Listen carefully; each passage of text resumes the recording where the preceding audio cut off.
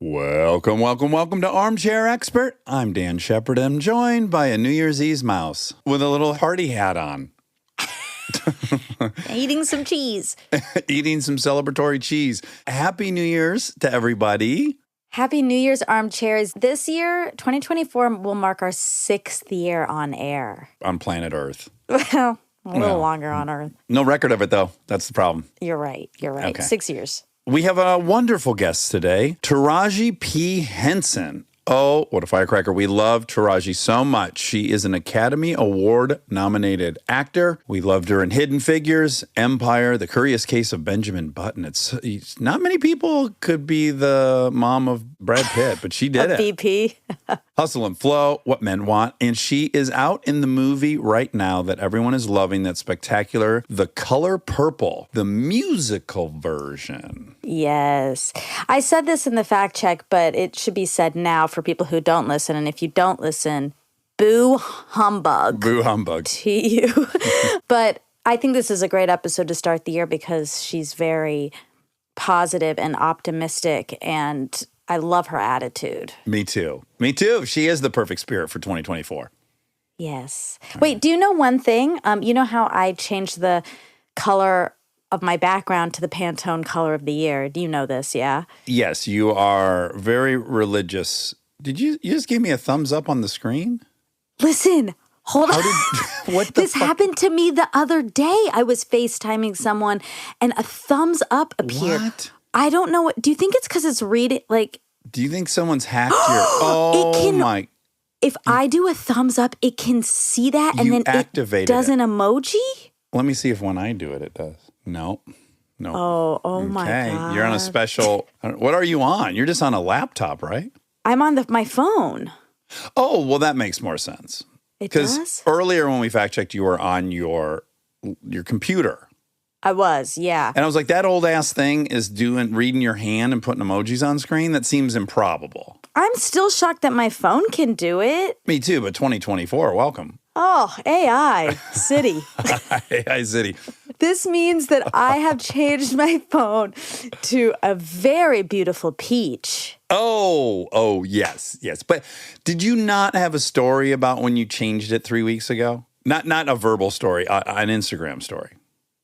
Oh, yeah. I posted that it was announced. The color was announced, but now it's happened. Oh, okay. It wasn't a screenshot of your screensaver. No. Okay. Well, are you willing to share that with everyone? A screenshot of my screensaver? Of course. Yes, it's so boring. It's out now. It's out on my stories right now, everyone. Go enjoy. Look. Go check it out. All right. Please enjoy Taraji. Follow me on Instagram. Taraji P. Henson.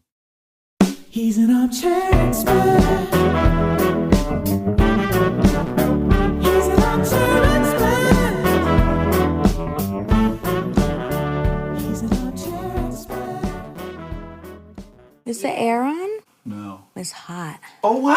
I know. This is unexpected. It is. She's always cold. I'm always cold chilly. and I'm always hot, but I just cold plunge. Like, you feel me? Oh, sure. Do I need these or you're what? cold.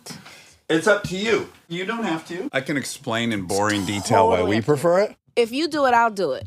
Okay. Then. We Oh, do I it. like We that's do the it. spirit. I've ended up a lot of places with that sentence being stated versus if you do it, I'll do it. I've ended up on the other side of the world. Yeah, you know why I like it is Makes it blocks it even off more intimate. Yeah, it blocks out everything. And also, I'll end up talking to you. I already talk too loud. It's all good. When my wife and I first started dating, at one point she said, turn around for a second. Where is the volume knob on you? You're like on, I need to turn you down to 7 or something.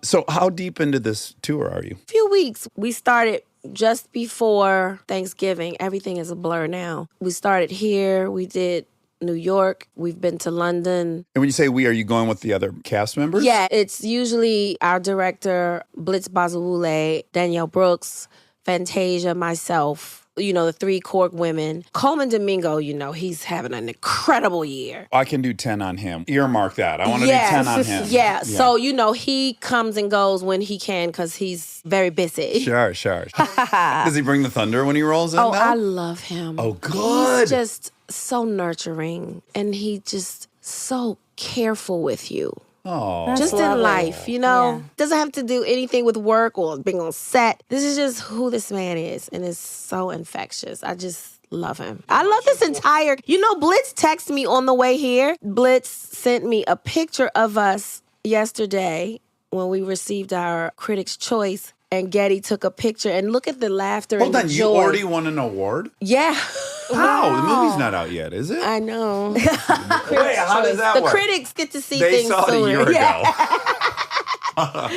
Look at the joy. Look at this Look at the beautiful joy. ensemble. That's lovely. And he said, I just love us. That's literally the energy that was on the set every day. It's incredible. Have you seen it yet? I saw it last night. Yeah, I Okay, watched perfect. it. Yeah. That energy and the chemistry, it's real. Well, I'm going to add a word rhythm, too. It can be literal because it is a musical, but there's also a cohesion in the spirit. Ooh, you hit on something that gave me chills because I was just having this conversation with my makeup artist on the way here because we saw 1010 on the, and we're very spiritual Virgos, and we Yep. looked up what 1010 meant, and it's just like you're walking in your purpose. Just be patient. Your words are powerful. Be careful what you speak, and if you see 1010 all the time, then you're in alignment. It broke down 101, 10, 1010. It broke it down so many ways. But anyway, one of the things she was saying was the synergy in the spirit and how Blitz handpicked all of us.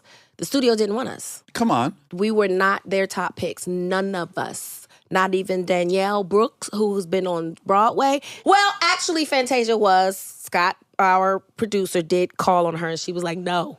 She didn't want to do it because when you take on these characters that have been so traumatized, and if it's kind of parallel to yours, it opens up your wounds that maybe you felt like you've healed, and it's hard to carry that person's cross and yours. Yeah. Well, there's a few things there. Yeah. Do you want to spend time in that zone? Other additional issue, you're on very hollowed ground. You're taking on a character that Whoopi won an Oscar for, I believe, right? The film got like 13 nominations. I don't think anyone won. I don't Okay, know. but I still, can't remember. Don't quote me. Let's look it up. An intimidating role to take. Yeah. Even though now the genre is different, and this is a musical version of The Color Purple, I'm nervous to step into something that was done perfectly if I'm someone else, or maybe not. Well, I'll tell you like this. When I got the call, my manager called me during the pandemic, and he was like, you're being tapped to play Suge Avery. And I was like, what the fuck? Why are we, what? Why are we doing, that's a classic. Don't touch it. Yeah, Right. 1985, we did it.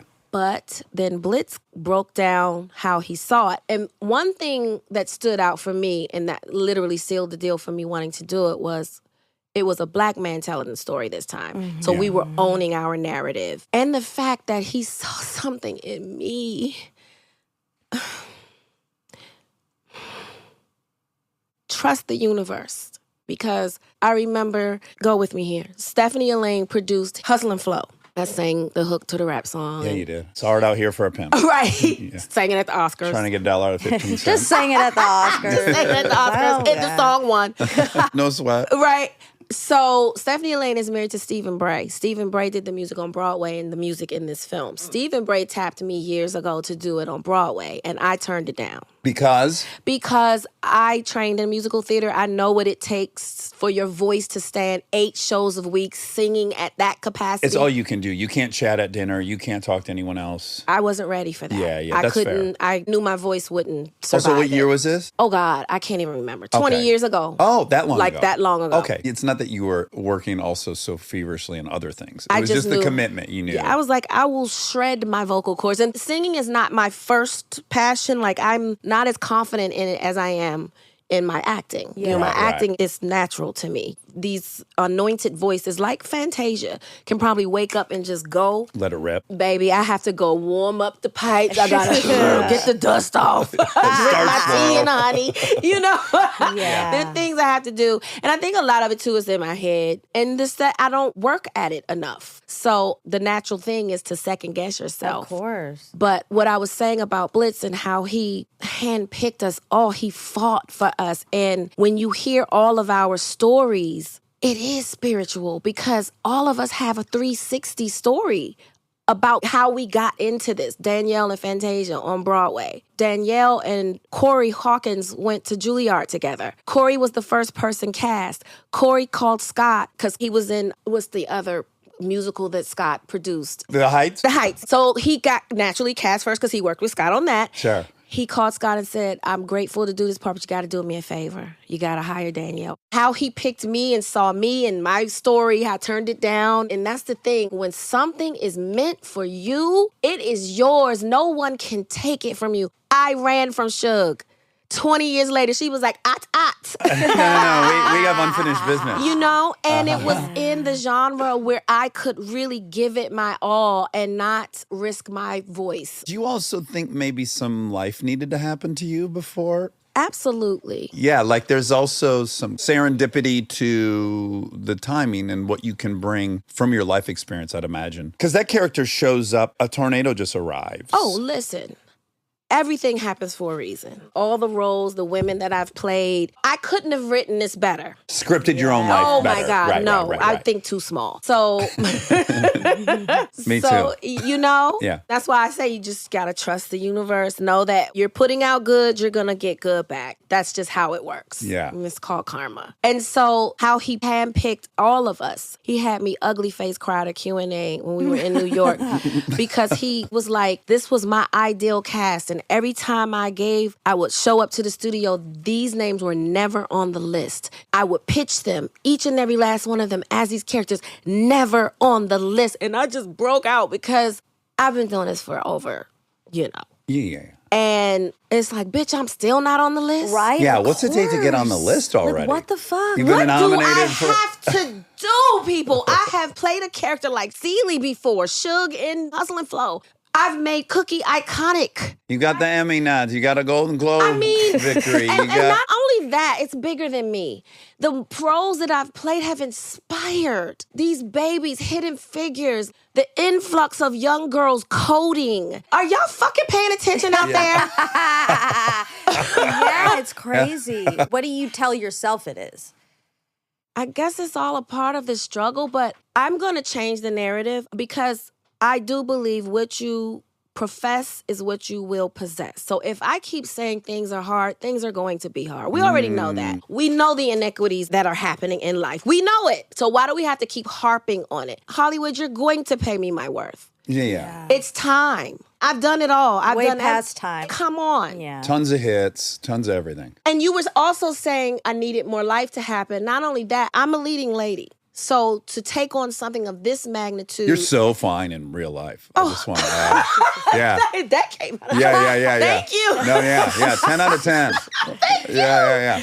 And I'm single, but Well, such you is said life. leading lady. It felt appropriate. Yeah. Thank you. I am a leading lady, but to take on something so historic and something that means so much to the community, I knew exactly how to support her.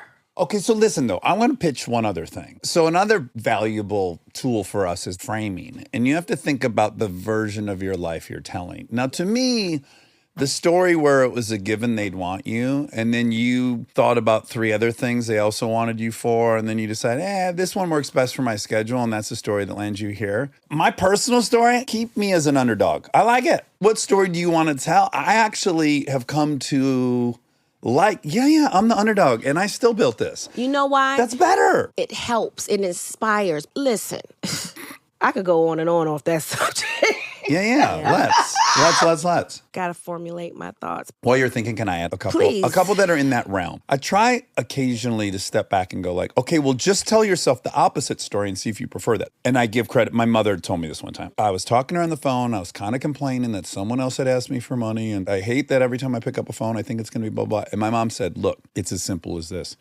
In life, you get to be the person they call for something, or you get to be the person calling for something. Woo! So what one do you want? Exactly. And I'm like, yeah, I'd way prefer to be called. So get over it. I got the role I want. So again, foregone conclusion, I'm about to do something versus no one thought of me. I come in, I fucking crush it. Fuck you. I way prefer that. How many times? Because I get the initial sense of like, I got overlooked and now I'm here. Now you're here, you should be there. Stay here. Yeah. you should So get- here's the deal. You should get paid, but I'm just saying, you're talking about people on top of the mountain, and all I'm suggesting is top of the mountain's not actually a place you want to be. As a counter Or perspective. if you're at the top of the mountain, you got to have a story that inspires people to want to be at the top of the mountain. And if you're at the top of the mountain, don't forget where the heck Yes. you came from. Yeah. And still reach back down on a mountain, pull people up. So being on the top of the mountain is a good thing because you inspire people. But the point is that no one wants to hear how perfect your life is. Even on top of the mountain, it ain't perfect. Yeah. Right. As a matter of fact, once you get on top of the mountain, god damn it, it gets harder. Well, yes, look at some of our heroes right now. Like the Camelots of our,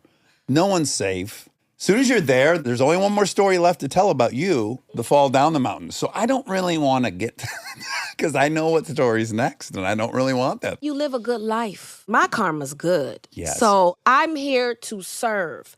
That is what humans are supposed to be. We need each other to make the world go round. God is brilliant. He put us here. He made us all look different because we need to figure this shit out. And it ain't hard. Have compassion. Go out and travel and meet people and learn different people and listen to each other. Don't be afraid of the truth. We're all broadcasters now. We don't Yeah. receive messages. We just send them out. We're in the publishing business as opposed to the conversing business. Absolutely. Can we go back to D.C.? Let's. Let's go to D.C. Mumbo sauce. My mom took us, my mom was brave. She had 3 kids, single mom, and she would cart us around the country in a Chevette to see the world. And we went to D.C. in probably 81. So I know the vibe of D.C. in the 80s. It's not the place I visit now. It's very different. It's very, very different, as is New York is very, very different. All these cities are beautiful now. But I remember, we were staying, we got some greasy pizza. We were at like kind of an hourly-ish hotel. There was some gunshots out in the parking lot. Like that was the family vacation in D.C. But what an incredible education. Totally. The best education, in my I'm so opinion. grateful for it. Because, Yeah. by the way, everything just continued to feel safer and safer the older I got. But anyways, different place. And I want to know,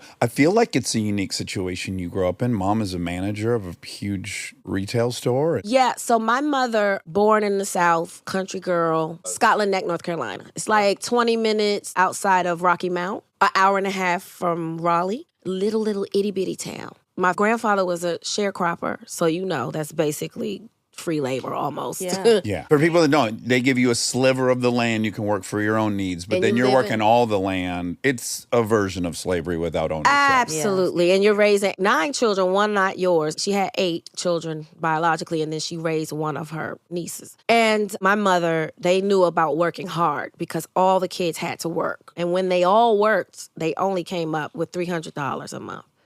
But you're also talking about when milk was $1. Right. So they had a system. There were 3 or 4 that stayed south, maybe moved to Raleigh. One sister stayed around the corner from my grandmother. And then the rest migrated north. But my auntie, Janie, who passed away, I love you, Janie, rest in peace, I hope you're proud. She moved out first and went north. And so everybody would come and sleep on her sofa until they found a job. And that's how my mom made it And to she the big moved to the city. D.C. area? D.C. area, Okay. yeah. So all the other siblings that ended up north, how they got there is they stayed on Aunt Janie's sofa, and then they got a job and got their own place. So that's how my mom ended up there. She met my dad, got married. He went to Nam, came back. Wasn't his best self, because how do you go to war and return normal? And how old was he when he went? I was young. My mom, she had me at 21. So dad was, He's 2 years older than my mom, maybe 19, 20. did he come back with any addiction? Alcohol. Yeah. Yeah, how But could he not, dope. like you said? Absolutely. My mom was like, well, he never saw any action. I said, Ma, it's still war. You're hearing bomb. You're seeing a friend go and not come back. You know what's going on. It's not Disneyland.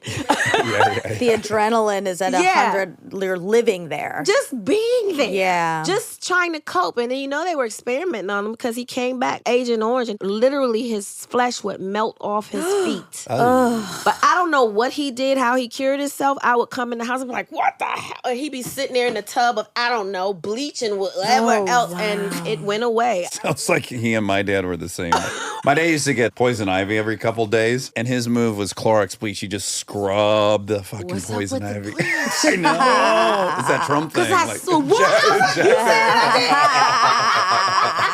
Yeah, I feel like that generation come by it honestly, like bleach was a cure-all. Yeah, exactly. You got a toothache? Yeah, fucking brush your teeth with some bleach. Let's go. You broke your what? Soak in some bleach. But he got rid of that Agent Orange. But they got a divorce when I was 2. Then my mom became a single mother. But when she got to D.C., the job she found was working at a department store, sort of like Macy's. Actually, Macy's bought this company. It was called Woodward and Lothrop. And she worked in the basement putting price tags on merchandise, which probably those jobs don't exist anymore because we have robots and machines now. But that's how she started at 18, I believe, and worked her way up the corporate ladder. Not dating anybody because my mother still is a 10 plus. Oh, boy. I mean, drop I'm not opposed dead. to seeing some photos of her. Oh, she's... Listen.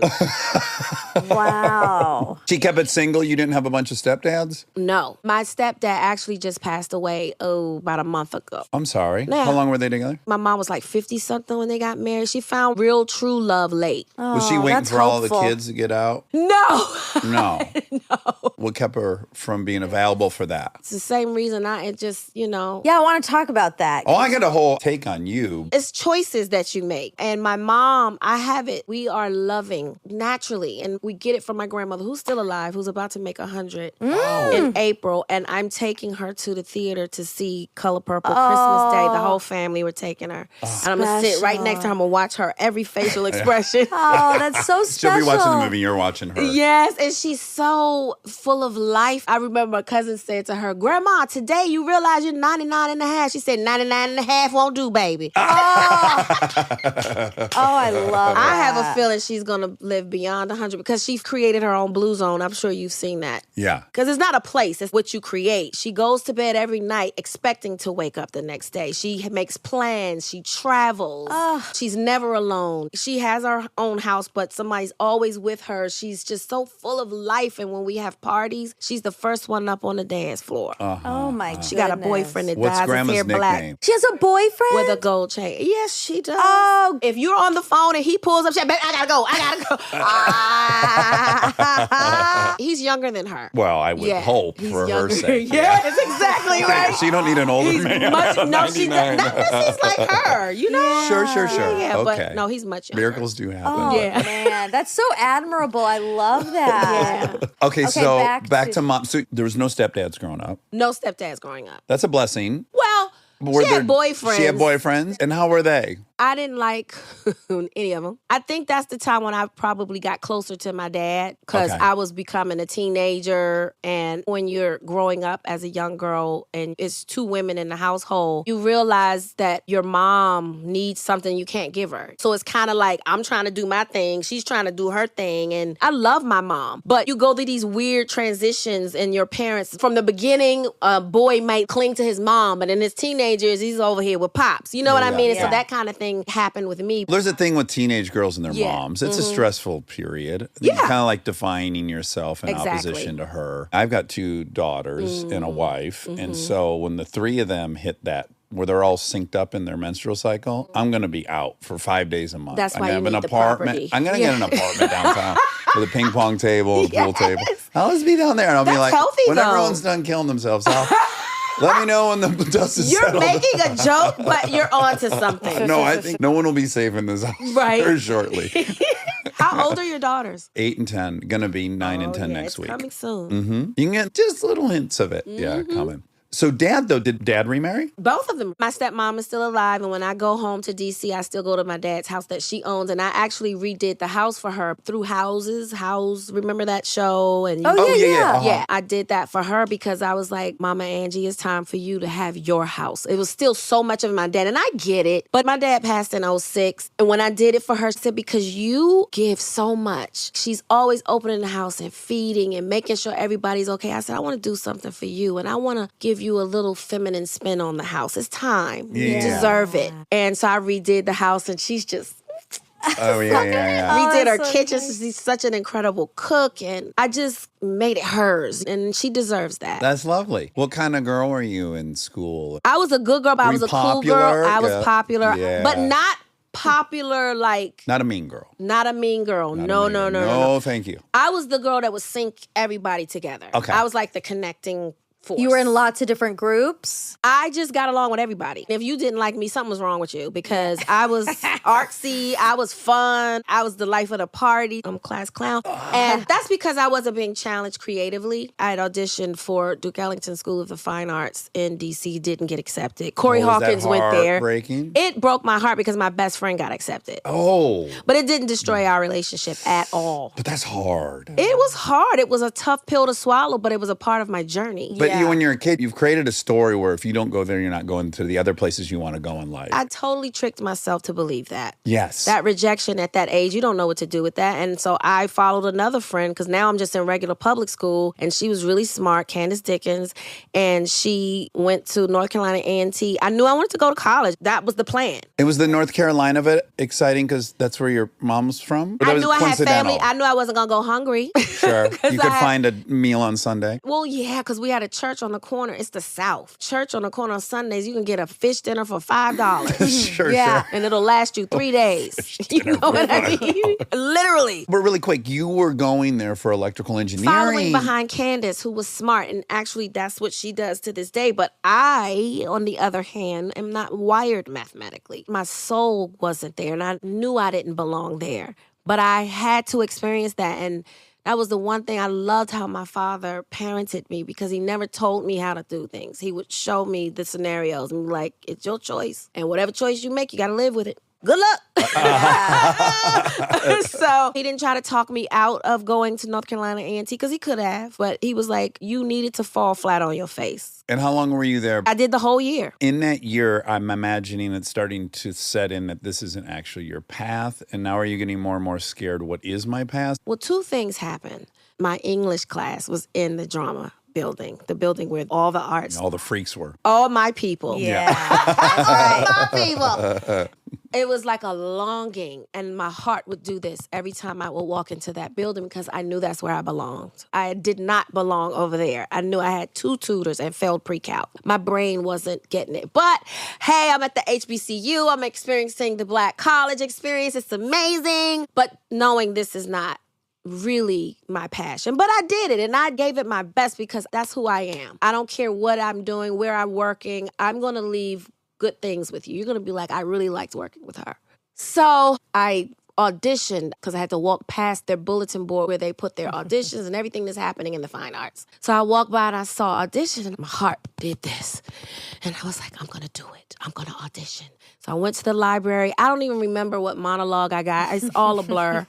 But I remember standing on the stage and I was shaking because all I remember was being told no. Yes, Let me tell you about fear. If you give into it, fear had me in a chokehold. I couldn't do the thing that came so natural to me. My 5th grade teacher, Miss Lane, saw it in me and put me in a place. She got tired of spanking my hand. You know, back then you can get your ass whooped in school, and your mother gave them permission. So she used to spank my hand, and she channeled my energy and put me in a play. That thing that I did so natural, and she saw in me and put me in that play, and I soared, and it was amazing. I couldn't do because I believed the lies that I was telling myself. To this day, I don't know if I got a call back. I never went to see.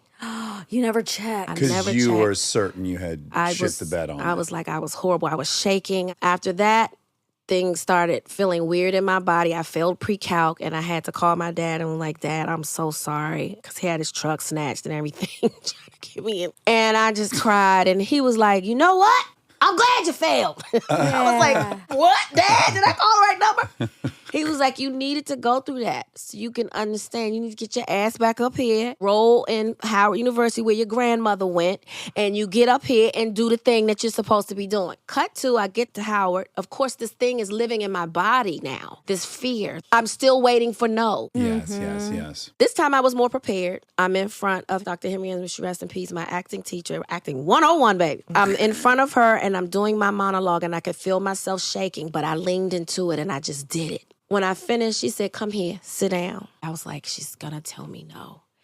And she said, you got something. I was like, talking to me? Yeah. She was like, you got something? And be careful who you hang out with, because a lot of these kids that are coming in here and getting told, yes, they're not going where you're going, and they're not going to survive this program. And I was like, whew. Yeah. Funny thing is, now I'm in all the plays. All the Duke Ellington students are there. You remember when we were at Duke? I was like, no, they didn't accept me. Now everybody's forgetting that I didn't get accepted. Yeah. But because I became a part of the family, you know, it's funny, this fear thing. Had I listened to that, we wouldn't be here. Yeah, and these little moments in time can arrest you. Oh, what a word. But what I didn't realize is that I was building that tough skin. This is back to the original story we're telling about you. This is a much better story. You go and you audition, you get straight into the academy, and then it takes you to where who gives a shit? I was developing a tough skin because all the no's I was about to be told coming out here, I had to go through that. And I had to work my way back to my passion on my own. No one could do it for me. You're so right. It's coming, whether you got into Lincoln or not. Those people might have not gotten it there, but as soon as they got here, they did. Or they got to New York, they did. It's inevitable. You're not going to sidestep it. Let's get it out of the way. We just had John Batiste on, and he was saying, let's go get rejected today. Yeah. That's the goal. Let's go get our rejection, get it out of the way, and then keep moving. It's inevitable, so you got it early. Stay tuned for more Armchair Expert, if you dare.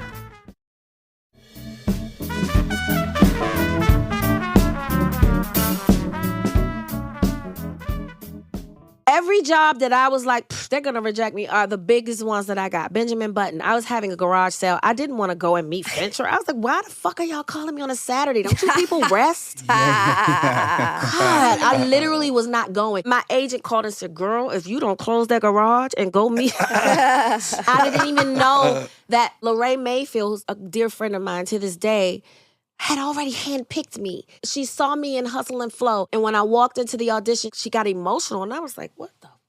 This lady didn't take her medicine.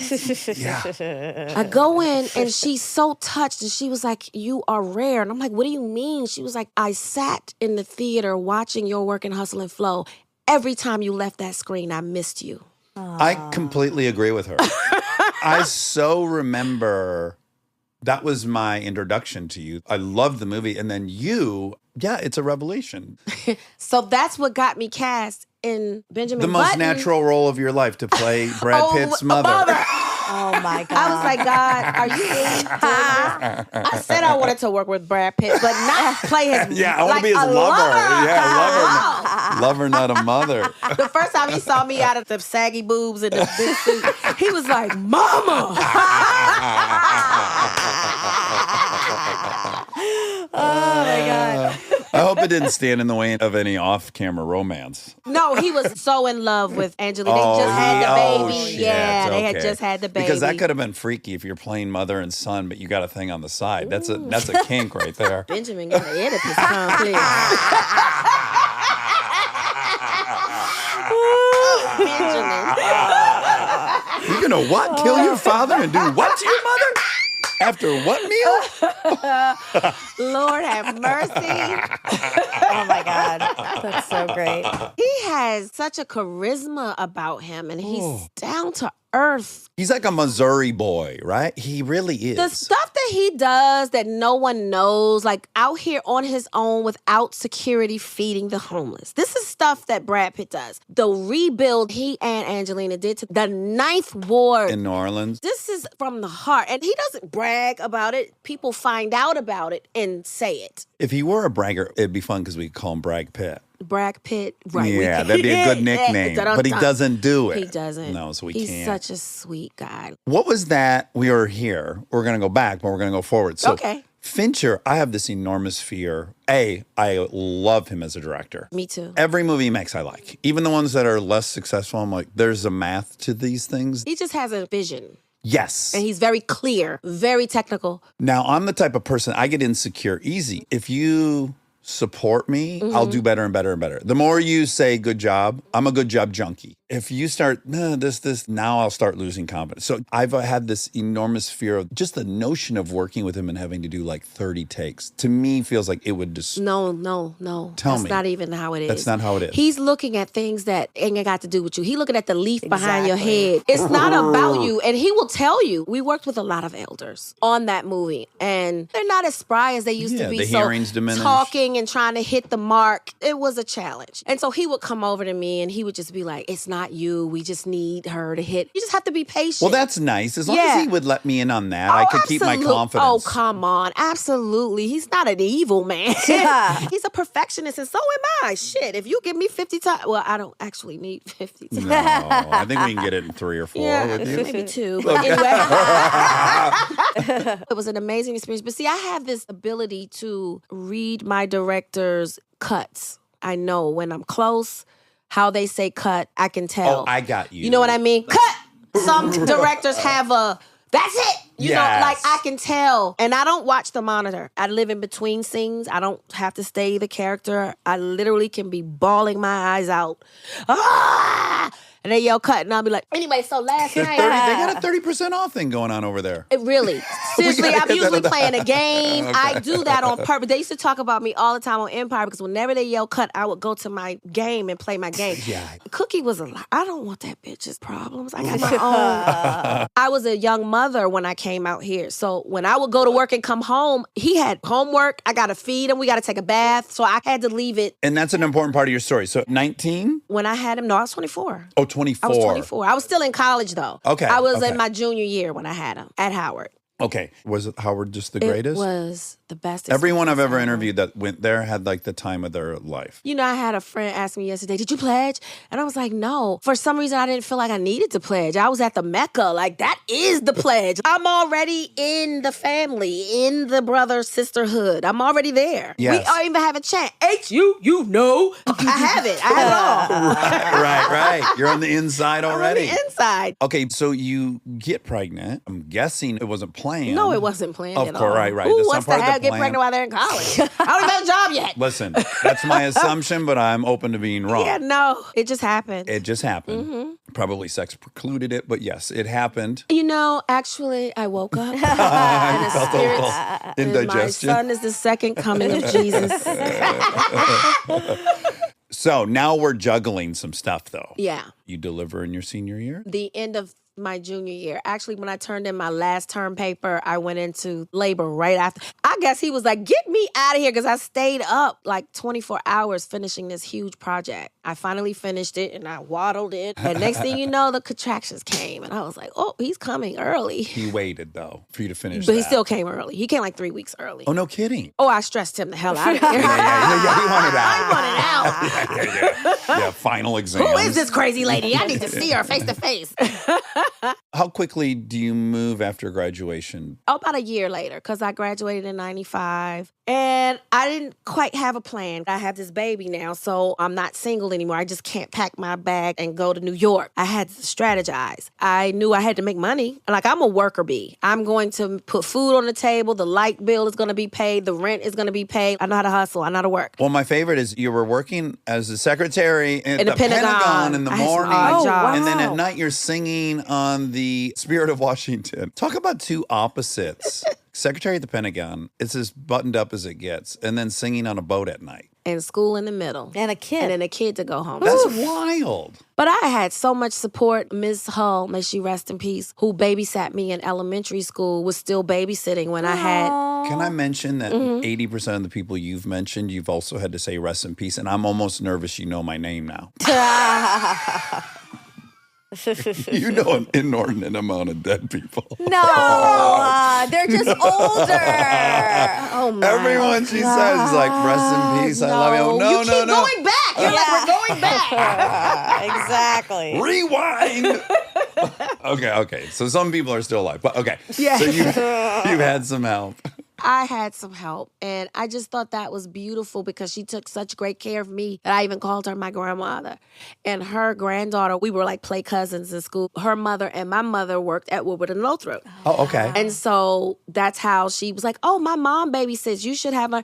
And so I was integrated into that family. And then to become a young mother in college trying to make my dreams come true. And she's like, bring that baby over here. I could rest because I knew my baby was safe. And being loved. Loved and nurtured and fed and just, everything just worked out. And I was making good money. So I started on the Spirit of Washington. I graduated. Even how I got the job at the Pentagon, my stepmother worked in the library where they had all the secret documents, where the plane hit. It destroyed the library. Let's add on your fucking birthday. Yeah, on my birthday. Boy. Yeah, what a birthday. What a birthday. Yeah, I can't go to the store on my birthday. You cannot get carded. And they'll go, oh, no. Can you ring up my wine and bananas, please? Yeah. We don't need to go down this Right, I'm trying traumatic. to celebrate. Yeah. But they really fucked up your birthday. No, for not you. really. Not really, because we gained angels. Oh, You have such a beautiful perspective. Well, because it's all how we perceive things is how we live. I hate that happened. I would never want that to ever happen to any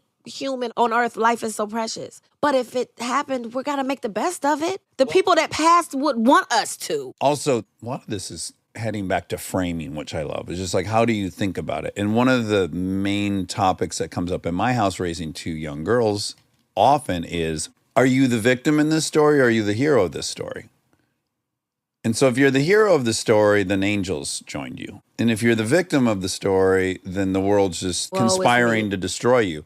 So another thing you can pull back often and just ask yourself a very simple question, like, am I the hero in the story I'm telling, or am I a victim? Because I certainly would prefer to be the hero in the story. Absolutely the hero. Yeah, you got to be the hero in your story. Kids want to look up to heroes. Life is hard for everybody. I don't care who you are. It doesn't come with a golden rule book. Follow these rules and the world will open up to you. You should want to be the hero. You can't wallow in the muck. It will consume you. Take a couple days, feel your feelings. Feel all the feelings. Ask God why. Drop to your knees. Get mad. Scream if you have to. Get it out of your system, because guess what?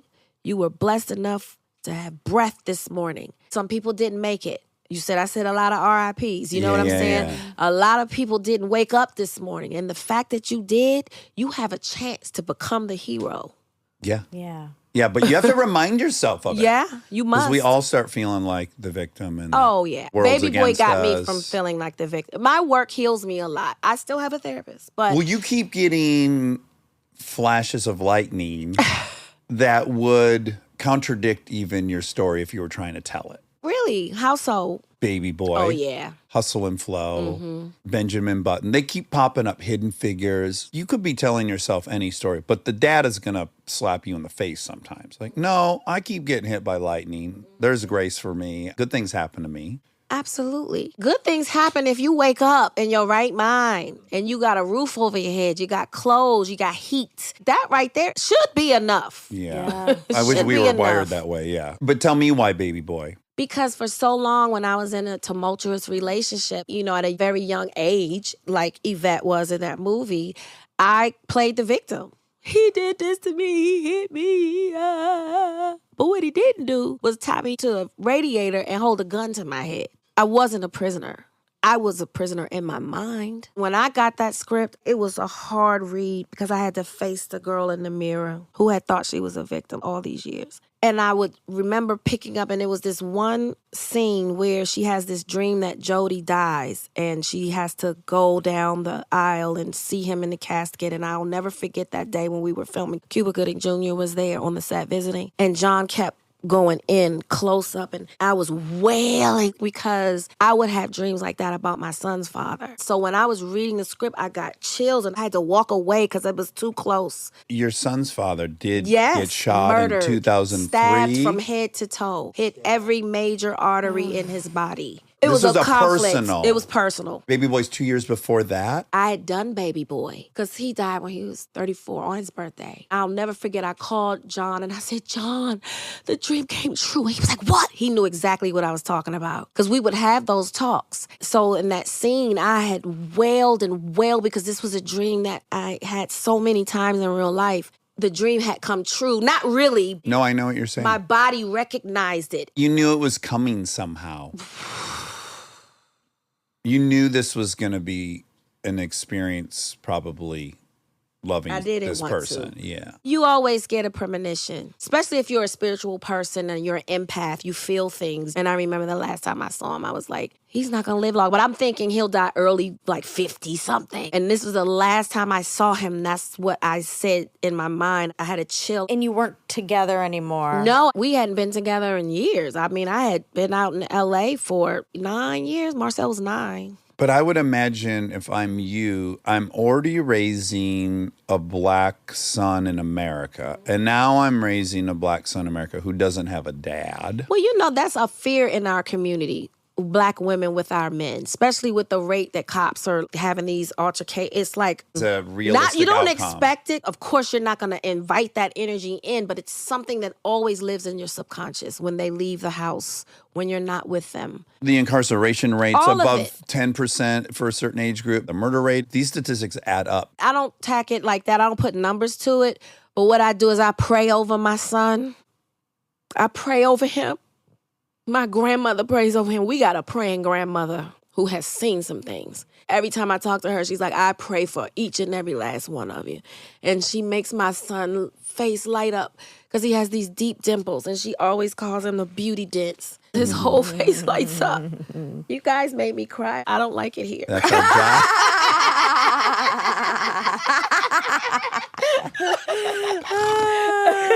That's our goal. We went to the Barbara Walters School of Interviewing. Clearly. Oprah Winfrey interns. If you here. didn't cry, you didn't come here. Right. But it's real. It's real. And, we get so many different types of stories of people who come in here, but this is a very specific one. Yeah.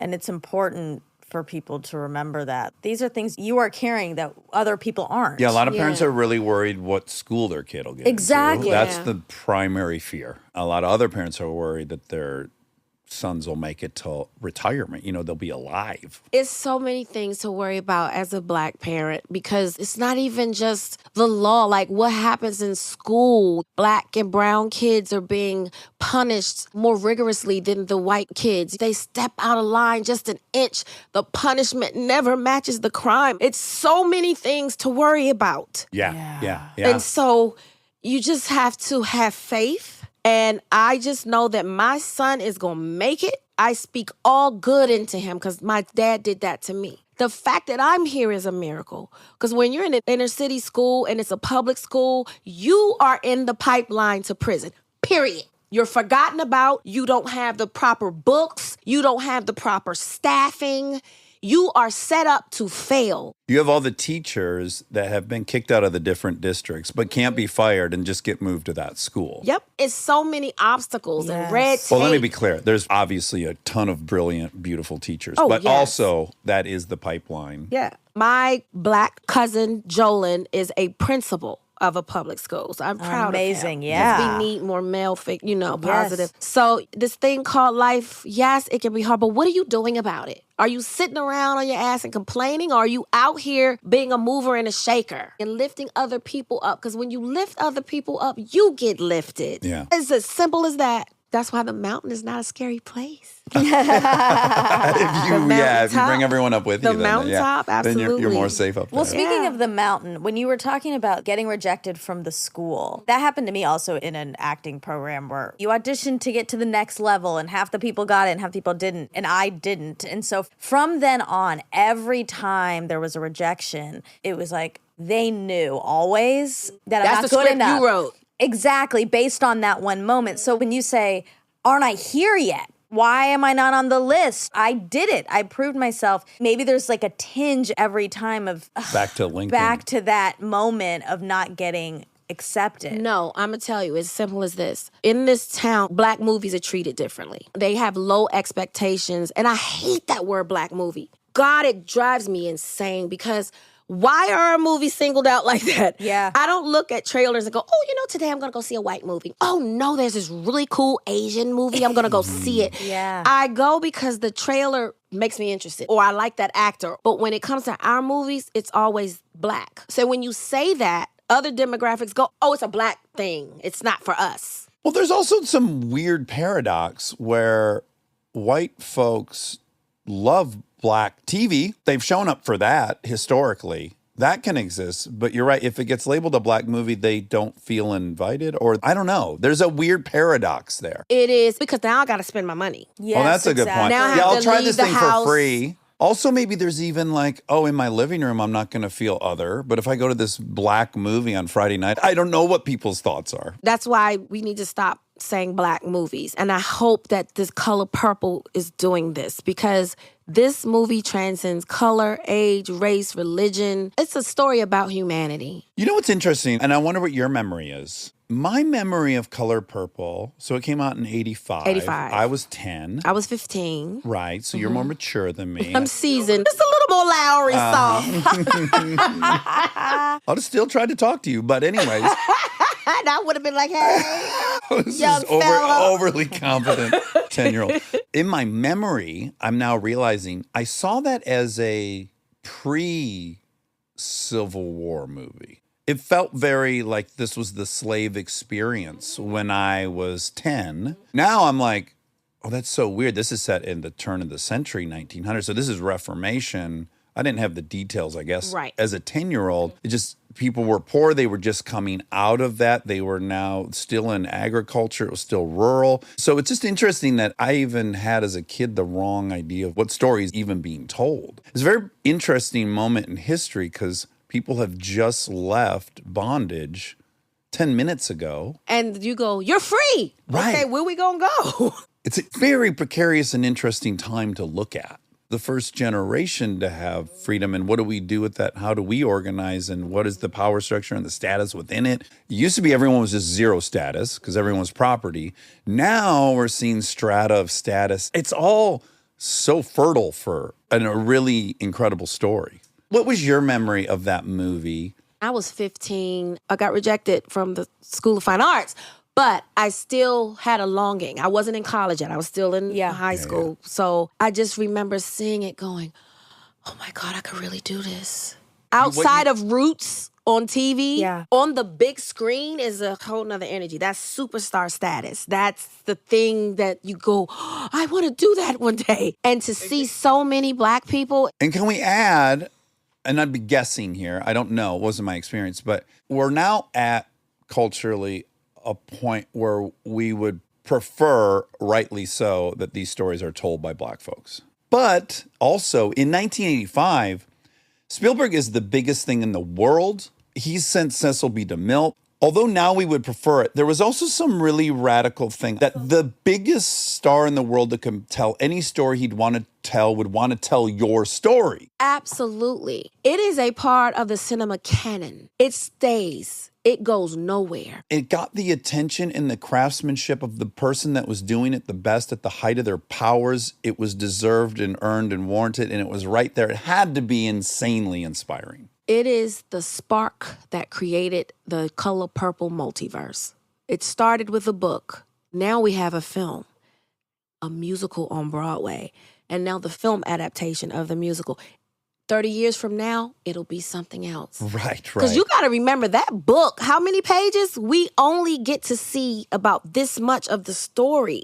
Okay. I have not read the book. Oh, the book is massive. Okay. You know, in 1985, we didn't really deal with the lesbian relationship, the love relation. I don't even want to call it anything. Just the love that these two humans shared, because that's what it was. It was the tenderness of pure love. Had nothing to do with sex or anything like that. It was two humans who actually saw each other. Yeah.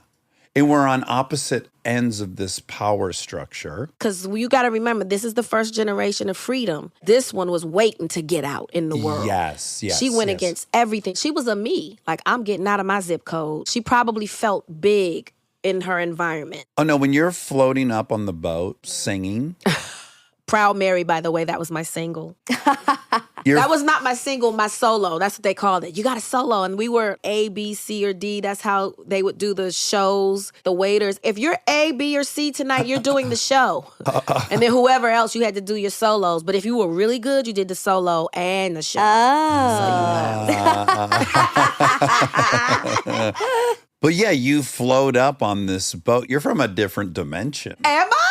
Yeah. I'm an alien? Like, yes. I'm an alien? Wait, Yeah, look the way you're dressed, the way you're holding your fan, the way you're singing, the confidence, the matriarchal power you possess. Like, all this is from another planet. She's the change maker in this film. You never know when she's coming, but when she comes, it goes up 10 notches. She comes and she gives the town hope because she made it out. Call her what you want, hoe, fast, drunk, whatever. She made it out, and she's living her life unapologetically. She's free. And then Mr. is in love with you. It's complicated. Infatuated with you. Yeah, like all the men she sings to. There's no love there. It's only physical.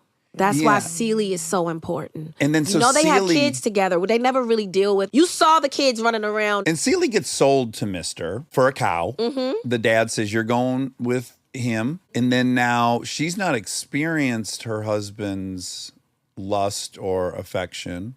And then this woman arrives and she sees her husband have this. And yet you two become friends. Yeah, because they see each other. All the men that Suge laid up with, all the people that she give all her heart and soul to when she performs, she gives it all to them. She's getting nothing in return. There's a deep loneliness and sadness that they both have on opposite ends of the spectrum of how to end up with that loneliness. It's delicate. It's beautiful. It's the tenderness of pure love. You're incredible in it. I mean, I hope you feel so proud of it. And you sing like a motherfucker. Thank you. Yeah. Thank you. I mean, I guess we should have known from Hustle and Flow, but No, that it's- wasn't really singing. it's When people are like, cool. you can sing, I'm like, you could do that. You go in the studio, you sing the hook, and they loop it. Well, Monica does not going to want to have No, to tell me that. yeah, because now he's gonna try, and oh God, no thanks. Can we? Well, We there's need to just talk about her being single. yes. That's on the docket. Okay, yeah. It's no surprise, y'all. It's crappy out there. You just said all the black men are in jail. The white Well, men hold don't on. approach me. I just want to be clear. I never said all the black men are in jail, but I No, did. that was a joke. Yeah, but it's a joke, yeah. A lot of them are. Can I hit you with my theory before you give me any clues? What? If we're going to be honest about everything, Uh-oh. to be a woman that is making the money and has places to be, you've narrowed your field of options of men who have the confidence that can handle that and support that and not be jealous It's of it, tough. not try to act out and claim their own Where are dominance. they? Can you tell me? Point me in the This is direction. what I'm saying. Because if we're being honest about the suffering of the different classes, you can have a great fucking life still with your blackness. I would say in this case, your femaleness is the thing that is probably more in your way. In the industry. In the industry, and I'd say In in life. love. Why? Because you're the- powerful. Has that been absolutely. an element? Okay. Absolutely. Because They every time start we off- interview a woman that would Yeah. end up in here, unless they found the unicorn dude, I've been there. Why I'm single and happy. okay. But is that, if we had to label one element that has gotten in the way, Being a very successful woman. Absolutely. how is that materialized when you've been with people? Usually they start off infatuated. And the first thing I go is, you know what I do, right? I come with a lot. And when do you tell them, here's what the whole package comes with? When I feel them getting serious. If it's fun, who cares? But Right. if it's getting serious and I'm feeling like my heart is in, their heart is in, And what will you say are some of the things that you come with? people gonna be in your business. And that happened. They didn't like that we were together. Somebody created a page and started trying to tear him down. I was like, I told you I come with a lot. Yeah. Because if you weren't with me, this wouldn't be happening. You could be Right. dating any woman and it wouldn't be looked at under a microscope. Yeah, you wouldn't that be means now characters your in a- life is public. And Now you're- every move you make, people are watching because of me. Right. You've now entered the play. You're a character, whether you had set out to be so or not. That's what you're going to have to deal with. So, okay, so that's one of the things. It's like having kind of a public persona now that maybe you wouldn't have chosen. Well, you have a son. That's number one, right? Most guys at this age have kids. And if not, I'm like, Why don't you?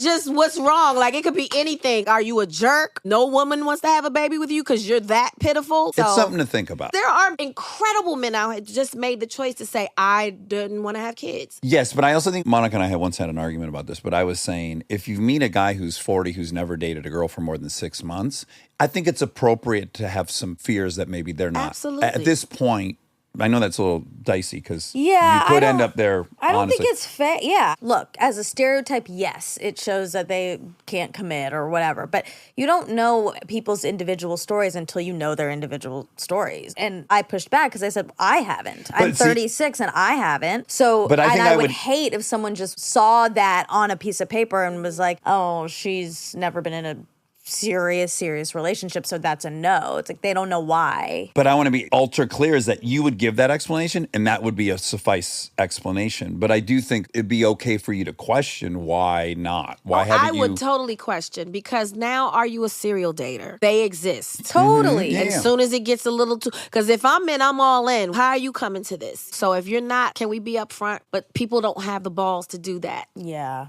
I'm happy. I'm not longing. And at this point, I've decided I don't want to be married. For what? I'm not having kids. What's the point? Let's be life partners. Yeah. Yeah. Live and thrive, and I want to keep my house, you keep yours. I renovated my house. I said, when you walk in here, I want you to know this is a girl's house. Yes. This is a girl's house. Yes. So if you want us to be together, I'm still going to keep my house, but you can buy us another house. I'm not moving in with you. You're not moving in with me. And we're going to enjoy life. Without all these labels and ideals. And without all that paperwork. Sure. I think about this for Monica because Monica's building the house across the street and it's spectacular. Oh, it's a girl's house too. I love it. We were picking out this chandelier, me and my designer, and I was like, God, it's very feminine. Who cares? I get to have that. Exactly. Yeah, it's nice. Exactly. But I think, and because I love Monica, I worry about her. I think like what guy's going to be able to hop right in It's there? a real and it's a real issue. Yeah, you're the breadwinner. You've Yeah. got this great place. I'm along for the ride. And I'm not threatened by it. You know, It's I want hard. that for you. I guess, and I wonder if you agree, it's not worth it. I'd rather have this life without that person than compromise that other stuff just so that there can be a person there. I prefer this route. Just for the sake of I have a man or I have a Exactly. husband. No, my happiness is priceless. And I even had a talk with God. I was like, look, I've loved, I've had love, I've lost love. I know love, I am love. So I'm okay. Yeah. I'm happy. Just as long as my loved ones are healthy and my heart is open. I'm not bitter. I'm not jaded. But the funny thing about Hollywood is no one comes here to give. People come here to take. What Go can get this there. town give me? I want to be a star. So I never saw myself meeting my husband here. I literally was like, I'm coming here to work, set up a life for me and my son. I never thought I'd meet my husband in LA because I came here to take. Right, You know what I mean? right. Yeah. I love that honesty. Yeah. So is he in LA? I don't know. Maybe in transit at the airport. Yeah. Maybe he's on vacation. But I'm open to love. I don't feel like I'm missing anything. Sure. Yeah, which is great. I think you should only hopefully see it as something additive, not your missing piece or to complete you or all these romantic Things that fucking movie paradigms we're all stuck in.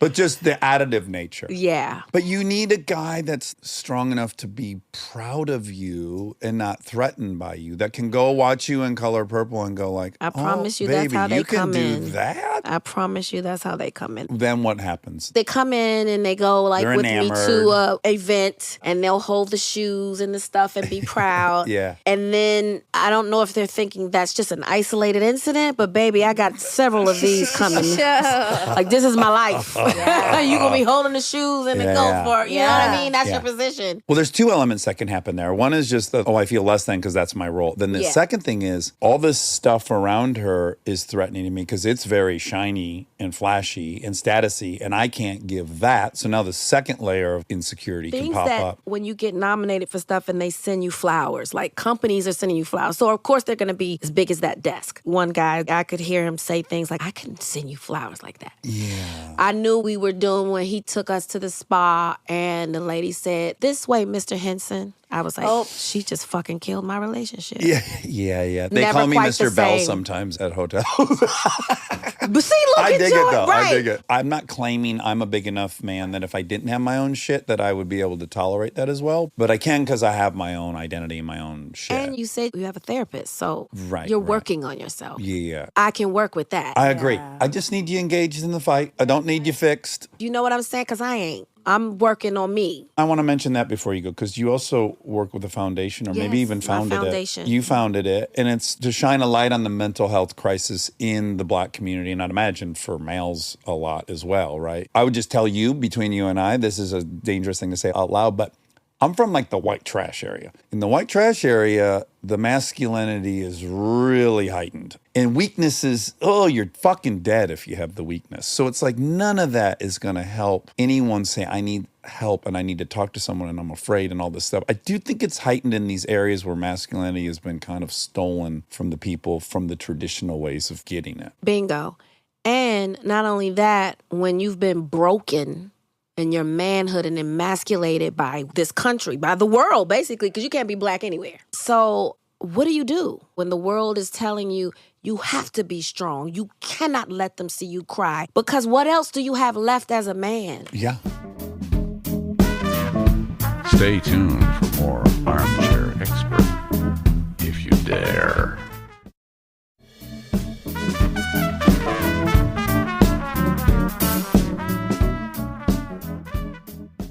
Who was on? Someone was on talking. It was so beautiful the way they said it. Oh, it was Craig Ferguson talking about Scotland. I need respect. You could laugh at that and say that that's trivial. But when that's all you have, you really can't say that about somebody. And it goes deep for us. It is so in us that we'll kill each other for that respect. It's a disease. It was forced upon Yes. us. And even with Black women having to be strong, all of that shit will kill you.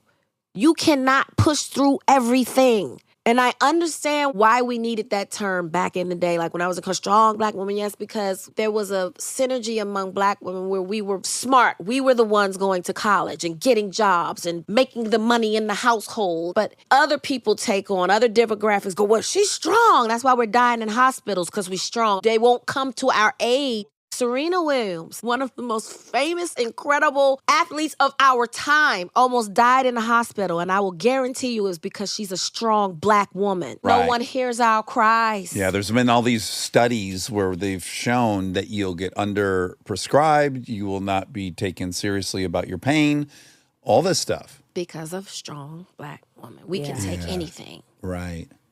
I started saying this years ago when it dawned on me, like, girl, you wasn't not. Stop it with this strong. And I'm almost offended when people say that to me. You're so strong today.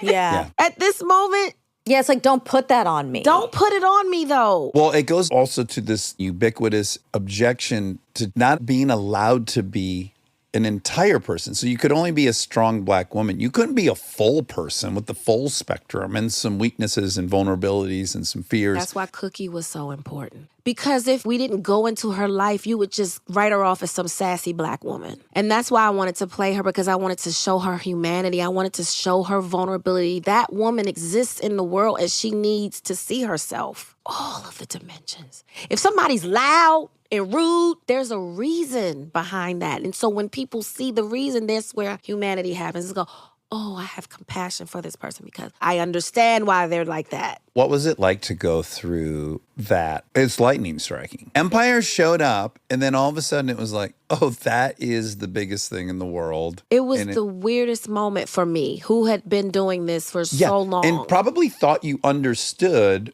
what being in public was. No, I knew there was a difference. And I was clear on how I was vibrating, kind of not everywhere. I was doing that on purpose. I have a son. I'm a single woman. I don't want everybody knowing where I live. You know, I don't want you in like that because it's so much to protect by myself. And I learned that from Regina King, who's a dear, dear sister friend of mine. And I loved how she was able to move. And I was like, I want to be like that. I want to be recognized, but I can still blend in because I take on characters in life. And so it's imperative that I get to people watch. That's how I pick up mannerisms. And I could be on a date and I'm like, they're on the first date. Look at that. Like, I pay attention to the room. It's getting harder and harder to do, but I fight for that. I just went to that Sphere in Vegas. You know what that is? Yeah, I haven't been yet. I hadn't either, but I go. And you would think I'd spend most of the night looking at the incredible multimedia display or YouTube. No.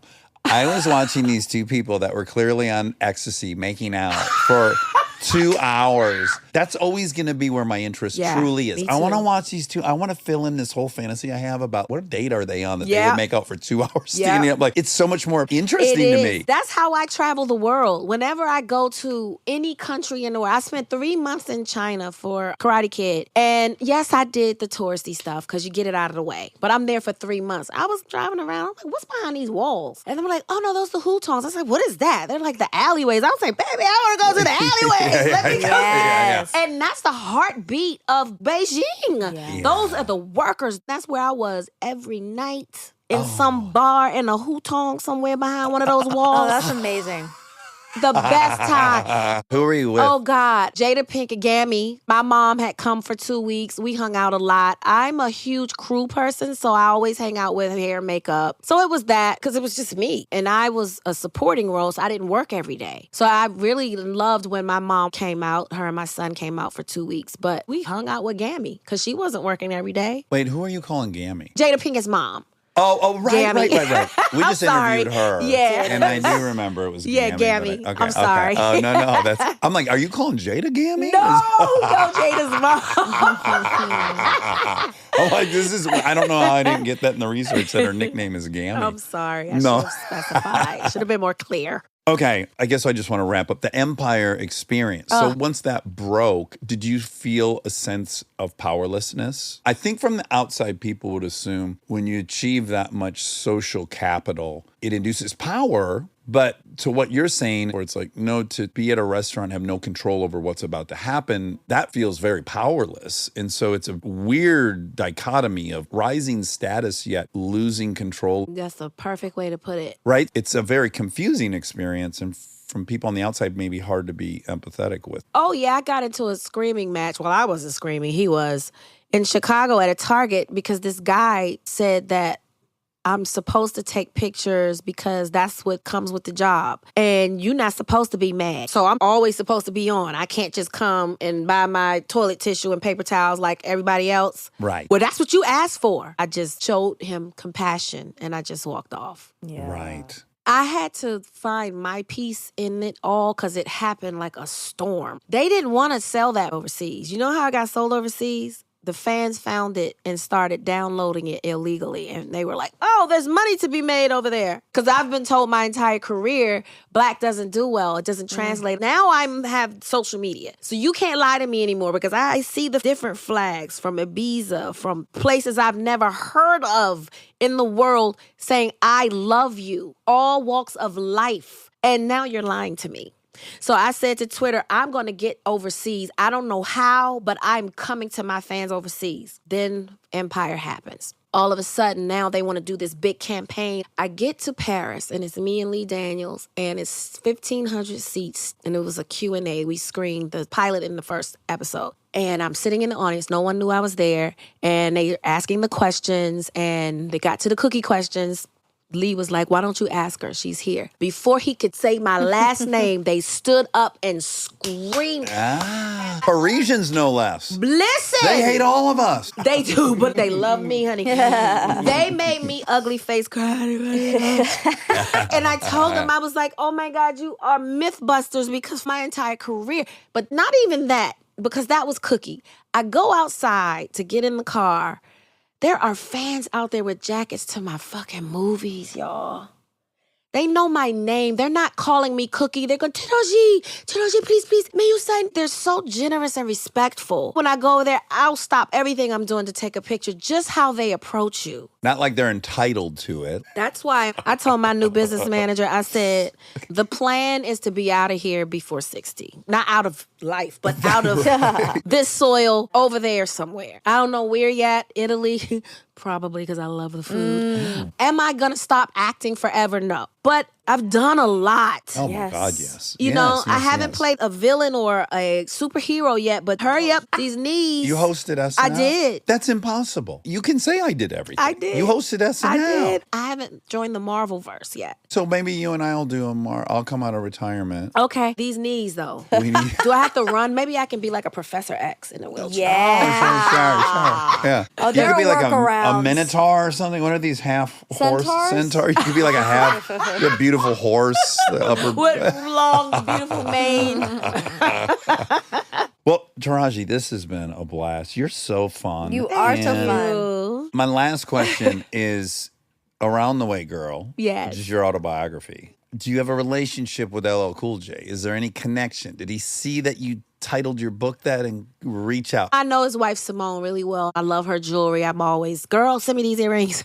Not so much him. I was always a fan. The back to school jams in D.C. back in the day when he was talking about my radio and Mama said knock you out with the T-shirt off. Don't and call it a hang comeback. up. Do not call it a comeback. And the one year my mother wouldn't let me go because this is how much we cherish family. I cut her head out of pictures and was poking needles in them, hid them under the bed. And she found that box and I was like, I'm going to die for sure. She laughed. She was tickled. But Around the Way Girl, it is a nod to that song. Absolutely. Yeah. Because that's who I am. I need an and Around I'm the Way proud Girl. of it. Well, I have enjoyed this so much. I hope everybody too. checks out The Color Purple. It's a Christmas release. I think it'll be enormous. It's so beautifully shot. The trailer is so fucking good and snappy, and whoever cut that needs a nod. Blitz, our Oh. director, had his hands on everything. Oh, it's so snappy. Everything. He's a musician. He was a rapper, and he was one of those kids handing out Mixtapes. CDs in New York. He never went to film school. He's a Ghanaian. So, in Africa, I guess they're houses are always being worked on. And so whenever they would fix a room, there would be another empty room they would have to work on. And his mother would be like, go in there and make this your whatever. And so they don't dream to come here. The fact that he came to America and he's like the first to do this major studio feature film, Ghana is going nuts right now because this is just not the norm. And so he said he remembered he would go to movies and he would go with his notebook and he would sit there after while the credits are rolling. He would take his notes. What his mother did was allowed him to dream. She always created a space for his creativity. He's in Ghana. He didn't have music schools. He taught himself instruments. His talents, he self-taught. So impressive. It's incredible. Fun. Yeah. Fun. So fun. Well, I hope you'll come back. Oh, I guess absolutely. we've got 8 more years, it sounded like. Before you hit Rome or whatever. Before you peel off to Rome. Let's do this again. We will, for Okay, sure. let's. I would come Oh, back. we didn't even bond over Octavia. You know, she and I were in a comedy troupe together 24 years ago. Yes, when we were all babies in love LA. her. She's so special. We don't talk every day, but when we do, baby, it fills my heart and my soul. Yeah, she just leads with emotion. And She's a good person. Yeah. She's a good egg. She's a good one. I'm glad I We're can gonna call keep her. my friend. Yes. All right, well, good luck with everything, and we'll do Thank this you. again. Yes, we will. Stick around for the fact check. Because they're human, they make lots of mistakes. You're in your cupboard. It's been a while since you were in your cupboard.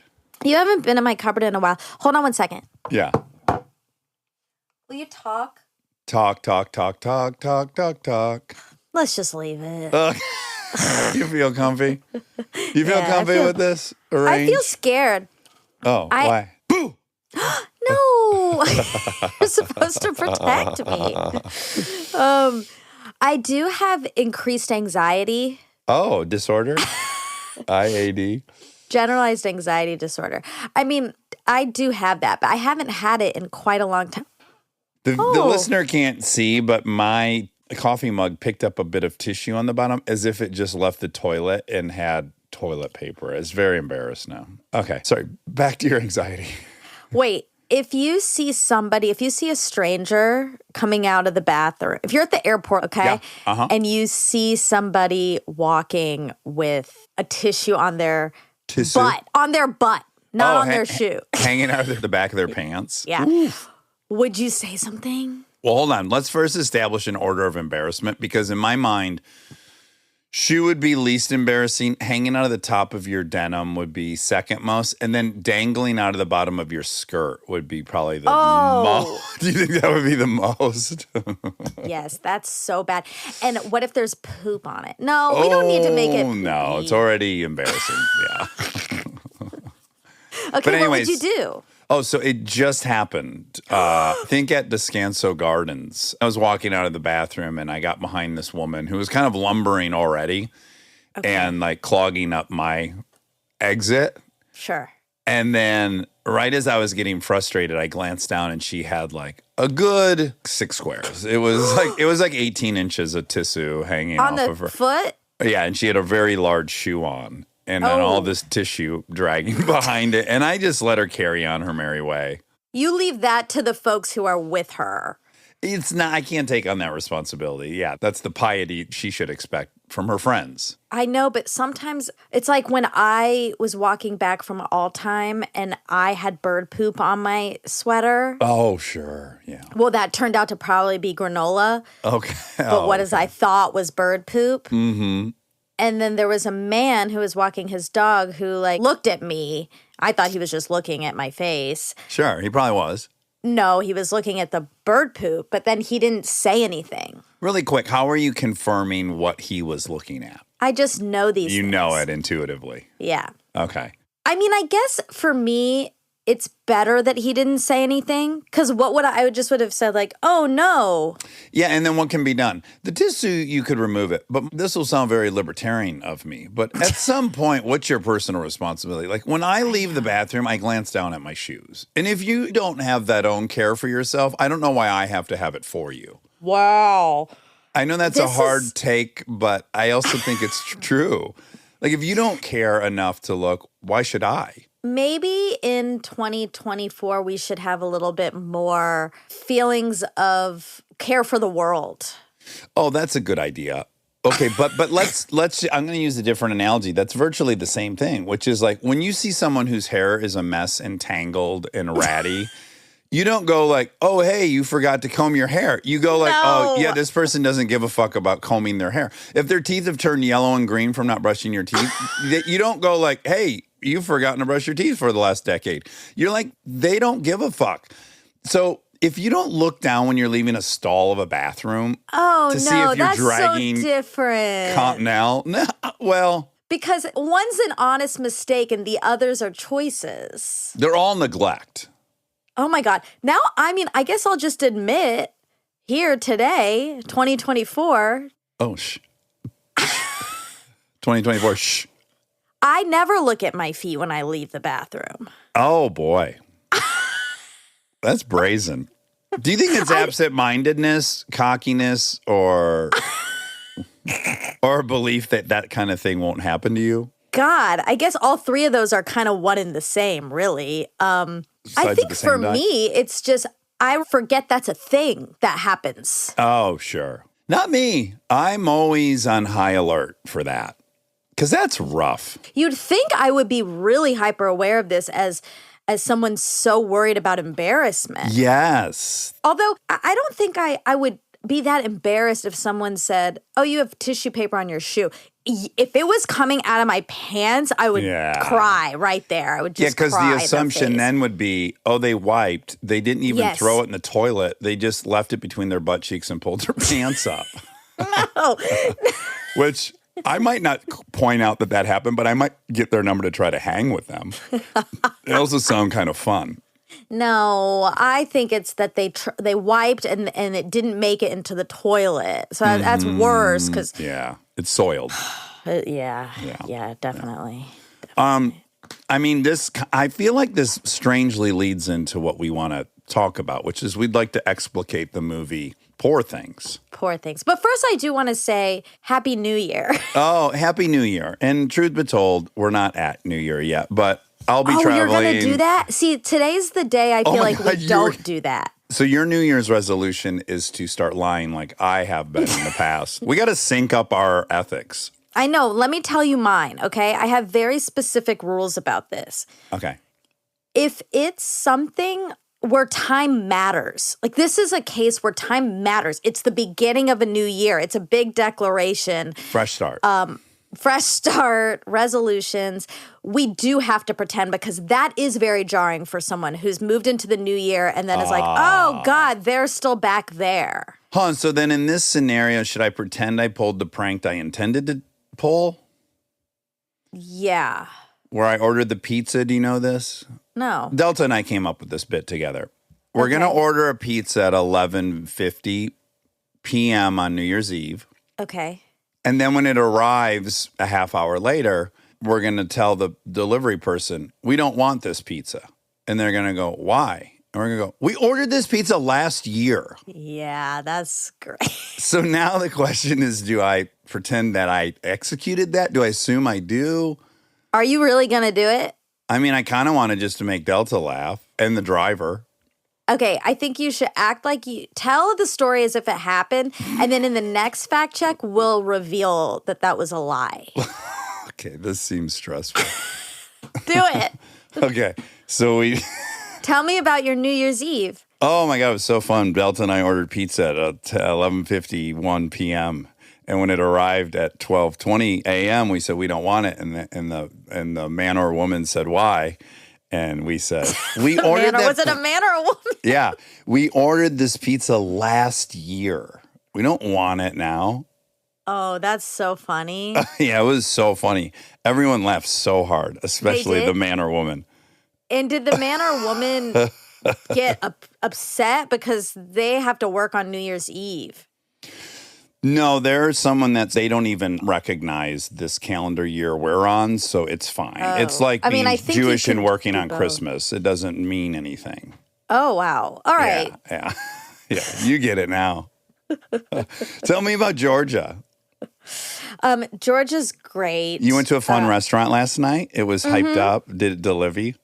Yeah, it was really yummy. We went shopping, of course, first. TJ Maxx or Marshalls? TJ Maxx the day before, first thing we did. Okay. Did you get anything? Well, yeah, we were looking specifically for these all-clad measuring spoons that my mom got at TJ Maxx a couple weeks ago. Oh, you went back for round 2. Yes.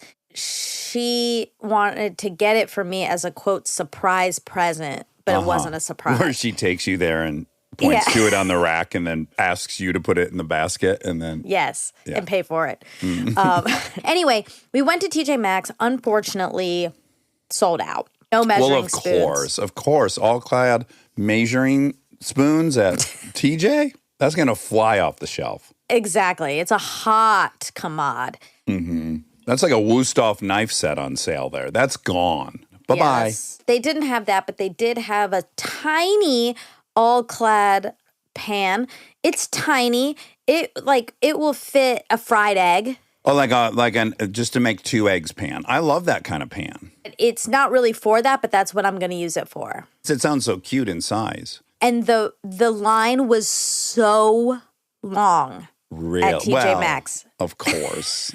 Days before Christmas? Yes, it was insane. And I was just getting this one tiny pan. This now brings up another thing, which is those stores bring on extra staff just for that period.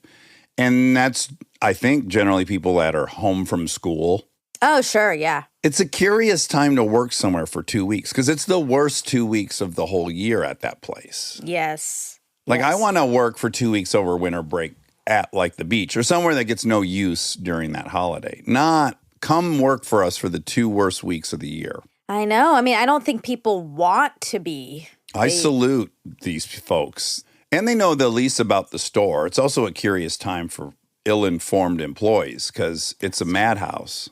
Yeah. Yeah. That's true. Anyways, the line was outrageous. Line was outrageous, but I stood in it. I stuck it out for the tiny pan. Ah, you didn't try to buy someone's pan at the front of the line like Taylor Swift style? No. When them I'm your in pan and your Georgia, credit I'm card? normal. I'm normal here. Okay. You know, I actually, speaking of my anxiety, I've been thinking about that since I've been here. I'm having some weird, I'm worried this is going to come off strange, so I might have to cut it. Okay. But I'm having some sadness around my old life. Missing your old life? Yeah.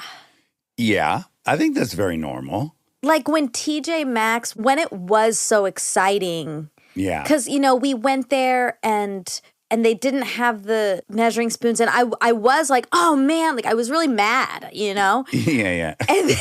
And then my mom was like, well, you can just buy it, full price. I can just buy it. Right, sure. I can just go on the website and buy it. It's not going to make a difference. And I got sad when she said that because it was true. And it really did bum me out. Sure. And I know that sounds I think that sounds really disgusting and privileged. So weirdly to me, it's almost anti-privilege. Of course you can do that, but the thing you're experiencing in sharing is the reality of, quote, privilege that no one wants to hear about because it ruins the fantasy. Yes, so everything's just relative. Yeah. So everything just steps up one peg, but it's all the exact same. So your thing now is you go to the row, it's on the website, and it's gone.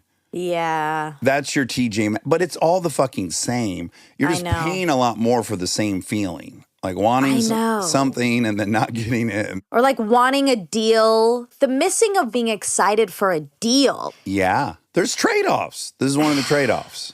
Yeah. Yeah, you won't have that end zone dance feeling when you got something at 40% that you had wanted and couldn't have otherwise. That's a very exciting feeling. You lose that. You get what you want, but then ironically, when you get everything you want, you don't really want anything because the excitement is the dopamine. Is the feeling. Yeah. It's not the item. But the objects are ironically immaterial. It's just the anticipation and... I know. Yeah, so that weirdly... I don't know. I feel like I think that's counter to. I think if you went and you were like, oh, they weren't here. Oh, who gives a shit? I'll order it online. That to me would be privilege without recognizing oh, I pay a price for that and I lose something for that. And that's curious and interesting. Yeah, because the truth that when my mom said you can just buy it, and I was like, oh, yeah, I guess. I'm not buying that. I don't need that. I don't really, I mean, I do want it, but I don't. You wanted it from want, TJ Maxx. Yes. I Yes. wanted it from TJ Maxx for a deal. And I don't know. It just sort of made me sad. I'm like, what is the point of all this? I mean, New Year's is a sad time. I mean, we had a blue Christmas, and I don't want to have a blue New Year's. No, right. Yeah. But let's go blue. Let's go blue. U of M. Rose Bowl today. no, it's just, it is a time of reflection. Well, absolutely. It's all about evaluating your previous year and then making goals to have a year you'd be, I don't know, more proud of or whatever the following year. This is very appropriate. But I wonder, it's all tricky. I'm going to give you one story that I hope relates to it. I was on Instagram. Someone posted a picture, maybe even Pete Wentz. Somebody posted a picture of like the old Nintendo, the original Nintendo, and about 7 games. And they were really excited they got all this from eBay or whatever. And then I was like on the path. I went to eBay. I'm like, I'm too going to get, I'm going to get Street Fighter. I'm going to get all these things. And I had a moment of clarity. It was like, I don't miss the game. I miss being in 7th grade and discovering these games and then sitting in my basement with Aaron trying to beat them. I miss the feeling associated with that game. And that I can't buy on eBay, sadly. I know. We're all chasing this childlike purity. Novelty. This is all going to circle into poor things. But beautifully is all getting set up. But because I, too, have had this kind of utopian desire for the simpler times. Mm-hmm. But I think what we really want is like, we want to be back in the simpler times, but with the knowledge that everything worked out and we're safe. 100%. Yes, which is just not what life is. Exactly. Because when I think about that time, it was so stressful because of future surfing and what am I going to have and what is it going to be? Yeah. It's just, I guess it's impossible to be happy. Happy New Year. Well, so my solution to that, which you already know, is I suffer all morning. Yeah. I suffer all morning. I meditate. I'm not in the mood to do that. When I wake up, I want to drink coffee and look at my phone. So I put that off for 20 minutes to meditate. And then I have to journal, which I'm not always in the mood to journal. And then hopefully I have to write a page of prose. I'm not in the mood to do that. And then I go sit in the fucking cold plunge for 7 minutes, which is miserable. And then I go into the gym to work out to warm up, which is miserable. But after all of that, which is now 11 a.m., the rest of the day I'm like, oh yeah, I'm entitled now to just be happy and indulgent because I earned it all. And that's just how I figured out how my body works. Mm-hmm. Like my body works that way. If I make it suffer for the first third of the day, then I can have a really great rest of the day. Sure. I understand that feeling. Yeah. That's old. Go ahead. Addict behavior that's been channeled because you know, I have that too to an extent where it's like if I've worked all day, I obviously earned the wine bar. Yeah. If I just go to the wine bar, I feel less good about that. Yes. But hold on, another ding, ding, ding, duck, duck, goose. We have so many hanging loose tabs. Ends. Yeah. That was my resolution. More loose ends. Ding, ding, ding. I'm about to say a resolution. Okay. You just said Street Fighter. Yeah. And that's really sim because I just started a book and I just read that. I just read Street Fighter in my book. You did? A mere 14 minutes ago. What book? Tomorrow and Tomorrow and Tomorrow. Okay. It's very popular. You love a popular book. I like reading books that I've heard are renowned. Yeah. And that you'll be able to chat with other people about who have read Exactly. I started it. I love it so far. A resolution I've decided. Remember in the holiday episode, I hadn't really figured it out yet. Right. But I have one now that I really want to stick to. Okay. I have to either read or write every day. Oh, I love it. It's a great resolution. One or the other has to happen every day. And it does. I don't have to do both, but one or the other has to happen. Reading or writing. Uh-huh. It's fundamental. I love it. Will you do that in the more, I think you have to be a little more specific. I know. Because it won't work. For me, at least, if it's not scheduled at the same time every day, it won't happen. I know. Well, I started to panic, anxiety, ding, ding, ding, because I was trying to plan out these new mornings. And I was like, I guess I'll start waking up at 6:30. Oh boy, that's too ambitious, but go And ahead. then, exactly. And I'm smart enough to know that's not going to happen. Then I push it to 7. Then I wake up at 7. And then I have to have lemon water, a tea, and I also want to start drinking spearmint tea. But I also drink this rest and digest tea at night. And I'm worried this is too much tea. No, your people invented tea, I think. If anyone could pound tea, I think it's you. They invented chai. Yeah, I just think tea originated there altogether. Here's a fascinating side note. Do you know how many different kinds of tea plants there are? In the world? Yeah. 400,000. There's only a single species of tea. It's all the exact same tea leaf. What do you mean? It's just cooked to varying different degrees. So it's either browned during the drying and cooking process, or it's left more green, or they add spice. But there's only one species of tea. Isn't that impossible? What? Yeah, I watched a history of tea on the History Channel one time. I did. Wait, that's so. Isn't that mind-blowing? So if they had chai tea, they had tea. They had the tea. And think about the Anglo-Indian Tea Trading Company. That was all about going to India to get tea. That's why the Brits loved their tea and had to be in India. It's all tea. If they didn't have that tea, they probably wouldn't have to deal with the Brits. Oh, my God. They're Tea was their downfall. Their... Blessed and cursed. Oh, my God. Well, because, chai actually means tea. Chai actually means tea. I believe that. The word is tea. Chai is tea. Yeah. So tea. it's confusing in the Americas when we say chai tea because we're saying tea. Oh, sure. Or what about Tai Chi? That's got to fuck them different. up. Yeah. But if you say Tai Chai Chi. Careful. Stop. Careful. Stop. If we're saying Tai Chai Chi, you're saying Thai. You're allowed to say that because you're East Indian? Is that, East Asian, whatever the fuck. Southeast I'm Asian. In 2024, we can all agree I'm Asian. No. Now, listen. So, this book I'm reading, I just read a line I want to share with you. I thought it was so beautiful. Oh, please. You've memorized it, or you're going to pick up the book? Yeah, I think. I'll probably get it wrong, of course. Okay. But it said something like, looking into someone's eyes is the only form of time travel, seeing present and past concurrently.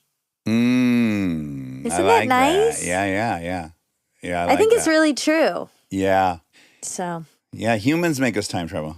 I'm going to read and write. I wrote a little bit yesterday, which is what made me think I really need to.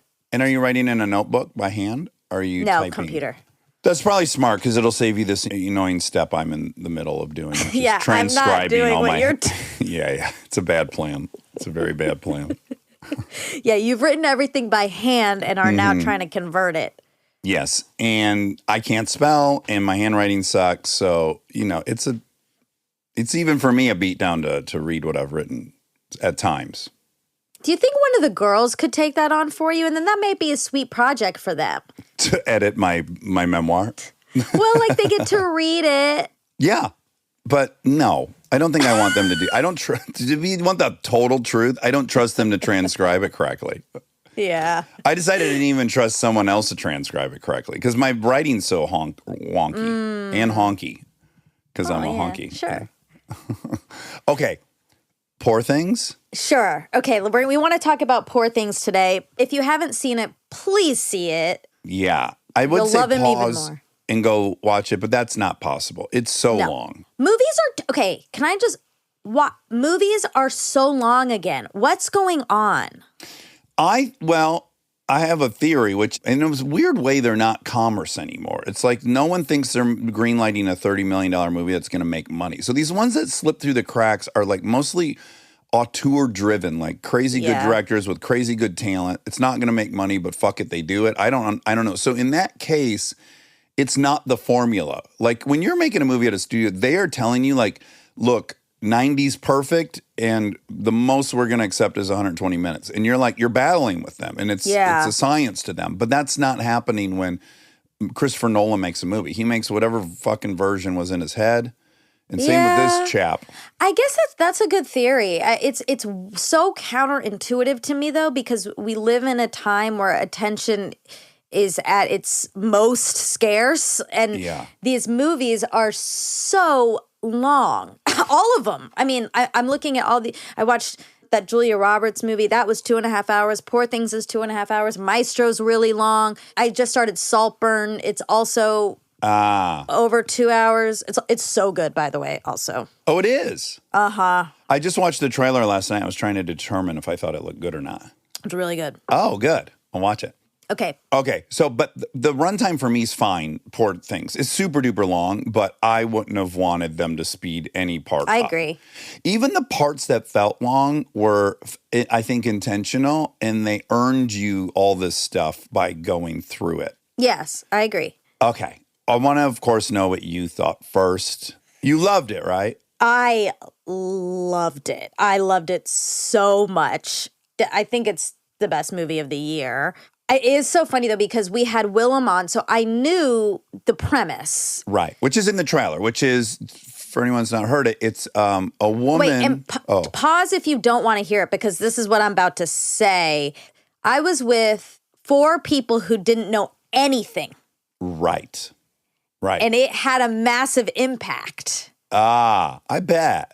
Them just trying to figure out what the fuck was going on with this woman. Yes. Yeah, because did they just think she was like mentally handicapped the first? Well, exactly. So Anna was next to me, and I knew the premise, which, okay, we'll say now. And we said in the Willem episode, this kind of Frankenstein character in the early 1900s in London puts a baby's brain in a woman's body, head. Yes. She has died, and she was pregnant with a baby, and he took the baby's brain and put it in the mother's head. And now he's raising this 30-plus-year-old baby. And so the movie starts, and she's a baby walking around, and I laughed really hard. And they thought you were laughing at a handicapped person. Right. Anna then was like, oh, I felt okay to laugh once you laughed, because at first I didn't think I was allowed to laugh. Yeah, right. If you think you're watching like Helen Keller, you shouldn't be laughing. Oh. Helen Keller is a great movie, but you would never laugh at her. It's a movie? Yeah, she was a real person. Well, I know her as a real person. Yeah, and there's a movie. Okay, anyway. Okay. Okay, so you were free to laugh. All right, but I want to hear your opinion. There's this crazy part at the beginning where Willem Dafoe he's like a Frankenstein character. His father worked on him. Yes. And it's that part is heartbreaking. It is. He's so good in it. He's so unbelievably good. Oh my God. But yeah, so is Rami. I was so happy with how good Rami was. I know. Everyone was Mark.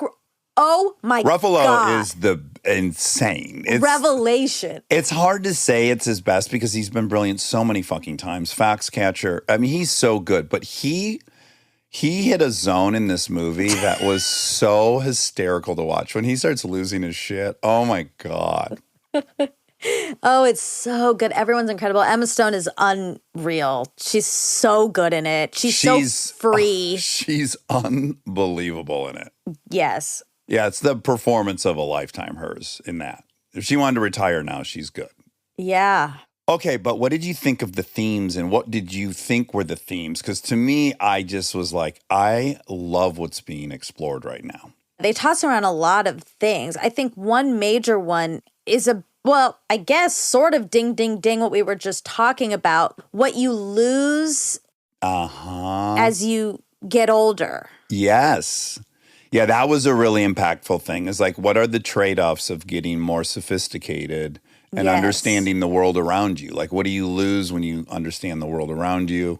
What pains come with it? In a bizarre way, you lose intelligence. Like, children have a level of understanding that's, again, very pure that we lose. Well, it's not hampered by the layers of culture yet. It's like however they feel. That's that. And then that's the truth. There's no really, guilt. ultimately. There's the no guilt part was really fascinating. Yeah, like, spoiler, I guess. Not really, but when she's learning about her body. I mean, that has to be talked about in order for me to explore the point I want to explore. But yeah, she discovers masturbation quite early, and she thinks it's the make her happy. The way she calls it is like self-touching make me happy or something.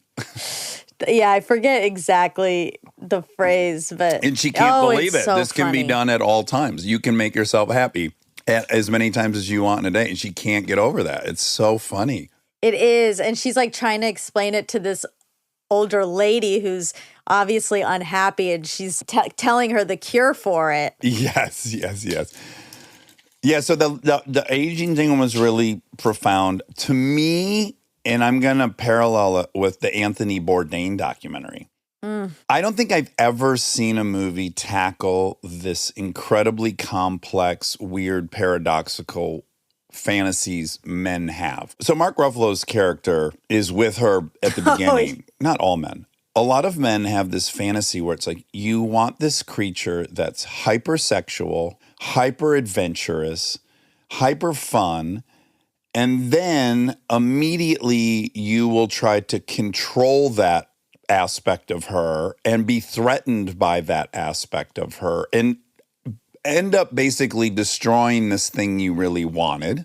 And then when they prove to be everything you were originally attracted to, you lose your mind. Like, this was the Anthony Bourdain story. This is what happened to him, is he was with this younger girl that captured this thing for him that he then couldn't stay connected with, and he was getting self-conscious. It was so... That's interesting, yeah. I found it to be so spot on of this crazy paradox. And I don't know, maybe women have it too in some other version, but there's this kind of, it's the old man with the young woman. It's like, oh, she's so exciting and sexual and hungry and passionate and playful and adventurous. And now I'm with her and I'm terrified that she'll want more than me. Because what I liked about her is that she wanted everything. Yes. And now I'm going to completely turn myself into this monster trying to squash out that flame. It's pretty fascinating. It can make a man go crazy. And the movie, I thought, just did an incredibly honest job Yes. of That's that. really smart. I had not thought about that. Yeah, I was wondering, because I was, obviously, as a man, it was so clear to me. Like, I could relate to the excitement of meeting this creature. It's really interesting hearing it from that perspective, because I did think, I was like, oh my God, men are so ridiculous. Yeah. In my head, what happened is he wanted to use her for sex. He's so much said so, like, for an adventure, for fun. Yeah. He even says, like, you're going to want to fall in love with me. But don't, you can't. He wanted to use her for sex, but because she didn't care, because she didn't fall in love with him, then he fell in love with her. Yep, totally. The movie was deeply feminist, which I loved. And I was just thinking how much stuff, because we're watching Gen V, also incredibly feminist. This season of Fargo 5 is like insanely feminist. Really? Yes, and then this movie was insanely feminist. I definitely think there were white men telling everyone's story for a long time, and that was not great and should be fixed. But at the same time, I'm delighted that someone as talented as this guy is allowed to tell a feminist story, because he's got such an incredible world in his mind, and I wouldn't want him to be limited to only telling dude stories, because he's so fucking masterful. And I'm glad, because I can see some version of the left saying that wasn't his movie to make,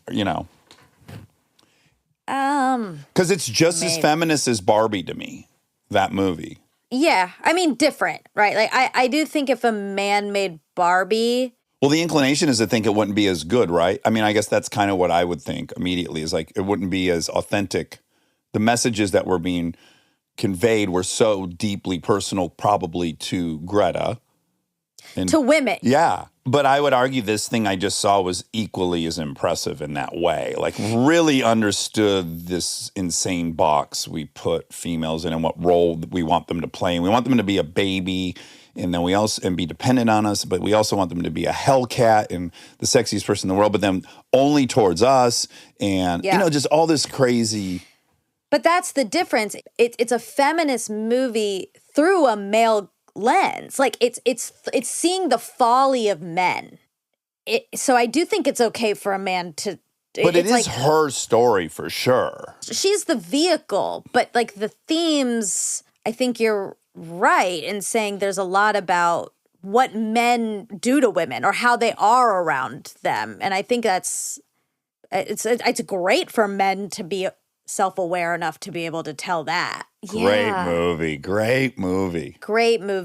Also, it's weird. Like, it is Yes. a weird movie. You should probably know that going in. You should be prepared to work a bit and then by the end go, wow, because you have to settle into this insane world that's being presented to you for quite a while.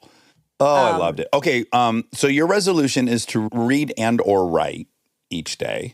Uh-huh. Mine, one just very tangible one is I'm going to quit dipping. I've quit dipping according to our current fib. I'm no longer dipping. Great. And then this one just hit me. This one's I think this is too ambitious, but it has occurred to me I might want to start learning about Buddhism a bit. Oh, I love that. Yeah, and I'm not sure where that came from, but I just decided, I think I know where it came from. Lincoln and I were watching this show called Holiday Light Fight, and it's where people decorate their homes extreme. Oh, fun. And there was this family, which was so cute, in California, and the mom and dad were from, I think, China, and the daughter was like first generation super American, and the dad is so into decorating the house for Christmas. And he's talking, and he's like, I don't believe in this, but we're Buddhists and we can enjoy anything that celebrates life and blah, blah, blah. And the way he was just so happy and he was fucking loving Christmas, but he was a Buddhist and he doesn't believe in any deity. I was like, I'll look into that one. I think that's great. I love that. Ding, ding, ding, circling all the way back to the beginning of this, my anxiety. Okay. I had therapy yesterday. Yeah. That just reminded me because she was talking about Buddhism a little bit. And I was saying I'm feeling anxious and I'm feeling hints of old anxiety. Old anxiety. Simp. Ding, duck, duck, goose. Yeah. No, when I had like really bad anxiety and I had panic attacks and all those things, and I can feel something happening. And so I was telling her, like, I really don't want it to get back to that point. I don't know what's going on. And we came to this conclusion that was sort of interesting where I think, and I'm sharing this because it could be helpful to other people, perhaps. I think my anxiety is there as a protection mechanism in some ways. It comes in when I'm avoiding another feeling. Yeah. I was like, I'm anxious at home a lot. And my mom is driving so slow through this light, this traffic light. And I was like, what are you doing? Yeah. And it was making me so anxious. And then really what we got to was I'm just sad. I'm sad that they're getting older and there are pieces of it that I see. And your grandpa's dying. Exactly. Yes. And it's just really, it's actually very sad, but my brain doesn't let me have that feeling. So it just puts a bunch of fear on top of it instead. Right. That makes sense. Also, it's sad and it's scary. So you start ruminating on these other things that maybe have a solution or that you could control. Yeah, perhaps. Like you can't control people dying. No, or so getting older. Let's focus for me on my financial insecurity. Like let's just decide instead that I'm going to be broke and then I can obsess about that and maybe fix that. Yeah, it's just life has a lot of sadness. It really does. It's like full of it. And it's a lot. And so, yeah, I think my brain goes into fear mode instead of sitting with sadness. Yeah. It would rather sit with fear. I relate to that, yeah. That was my therapist the other day saying, like, you're quite afraid of your own feelings. And definitely that, like, yeah, sadness and despair scare me. Like, there's no coming back. That you could surrender to it and it would be everlasting if you indulged it. Yeah. But, yeah, it doesn't feel like indulging anxiety is the same risk. It's all very interesting. But it's already helped in moments where I am feeling it a tiny bit when I've told myself, there's something else I'm actually feeling. What is that? Yeah, like focus in on the actual thing you're sad about and allow yourself to feel sad about it. Yes, this is happening because I'm sad about this. Yeah. And then the anxiety goes away because I've just rationalized it away in some way or like found the answer.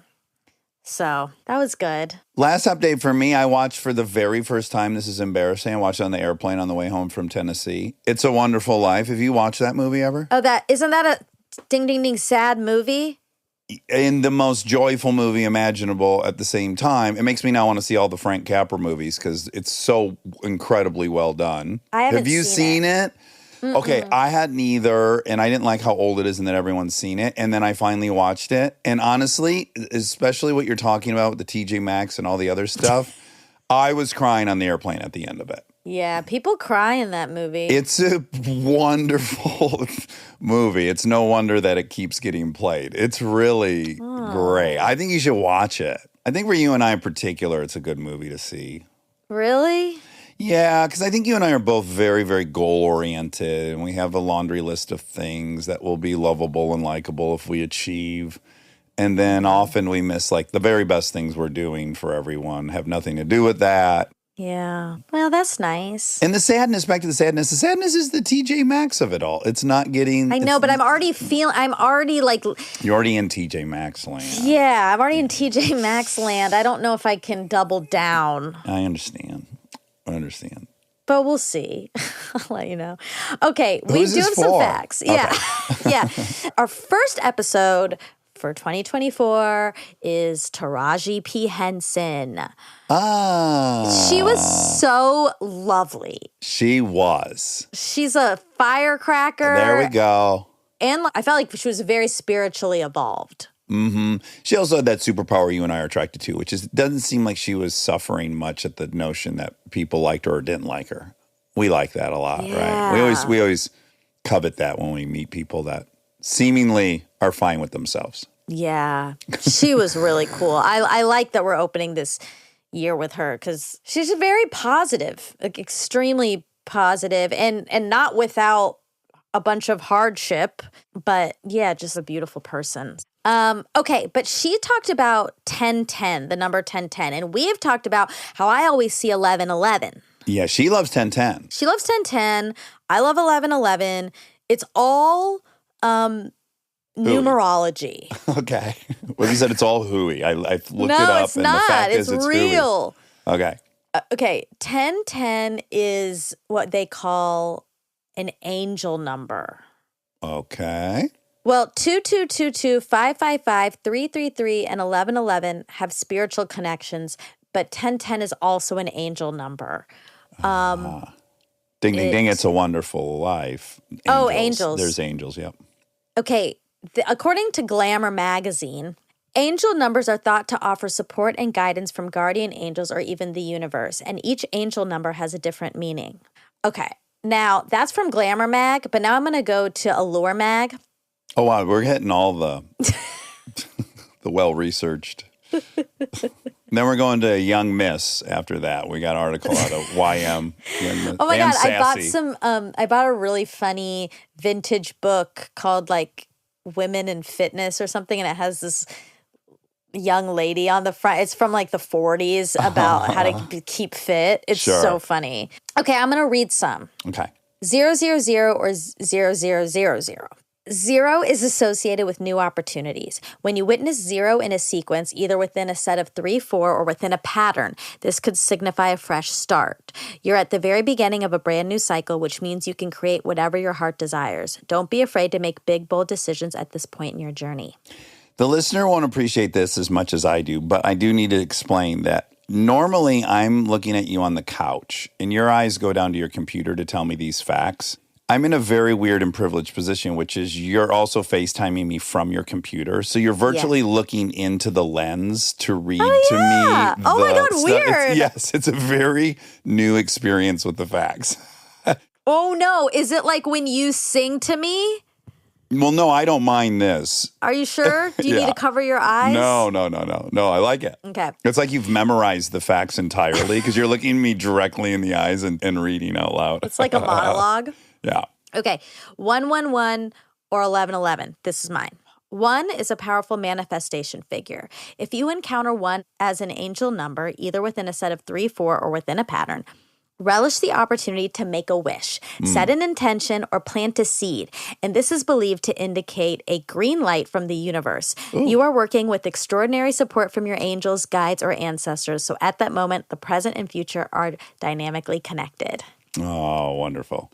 And Matthew McConaughey's probably excited about that. 000, green lights. Green lights. Hello, Mr. Universe. Okay, ready? Yes. 222 or 2222. 2 suggests balance, trust, and alignment. Experiencing 2 in a sequence, either within a set of 3, 4, or within a pattern, could mean that someone, either in the physical realm or spiritual domain, is helping you get where you need to go. Seeing 2s could indicate that it's an excellent time to reach out to your most trusted companion to see if divine collaboration is possible. Oh, my God. Divine collaboration. Wow. Okay, 333 or 3333. 3 is an indication of magnetic creativity. Noticing 3 as an angel number, either within a set of 3, 4 within a pattern, could mean that you have the opportunity to add your unique talents and abilities to a situation. Moreover, the presence of 3 indicates that by leaning into your innate gifts, you'll find more value and abundance in whatever circumstances you are navigating. Your artistic expression is critical. Imperative. Okay, I'm only going to do one more. Okay. I'm going to do 4s because we're in 2024. And I love 4s. Evens. 2s and 4s. 4 symbolizes stabilization. Observing 4 as an angel number, either within a set of 3, 4, or within a pattern. I You love that forgot that part. was coming. Yeah. You did? Yeah. Suggests that you are in the process of grounding, rooting, and cultivating an infrastructure that's truly built to last. When interacting with 4, don't be afraid to ask for help or assistance. Dax. Especially if you're navigating long-term projects that require specific expertise. Fundamentally, this is about establishing trust that will empower you to reach new heights. Ooh. You know, I think it's all hogwash, and yet I do love even numbers, and I am delighted that the explanation of 4 being stability and 2, because that is the thing I like about it, is it feels like it's not going to tip over. Yeah, and that means this year's going to be really grounded and good and Stable. stable. We love that. Don't need to chew tobacco. There's no reason to You do don't it. need It's to. so stable. Okay, actually, though, I'm going to do one more because you're turning. I don't Hold like on. what age I'm turning. I almost want to skip over the age. Because you know how I do it. I alternate. So last year I focused on the fact that I was 48 in an even number because it was 23 and I hate that year. But I just focused on my birthday. So now I've transitioned perfectly into, now I'm focused on the year and I'm ignoring my birthday because 9's not great. At least it's divisible though, I guess. That's nice. 3 times 3. Yeah. Actually, it doesn't even make sense for me to read 9 because it's not within a set of 3, 4 within a pattern. Right. It doesn't even make sense. No. It doesn't apply here. Anyway, I always make wishes on 11/11. Yeah, I want you to keep doing it.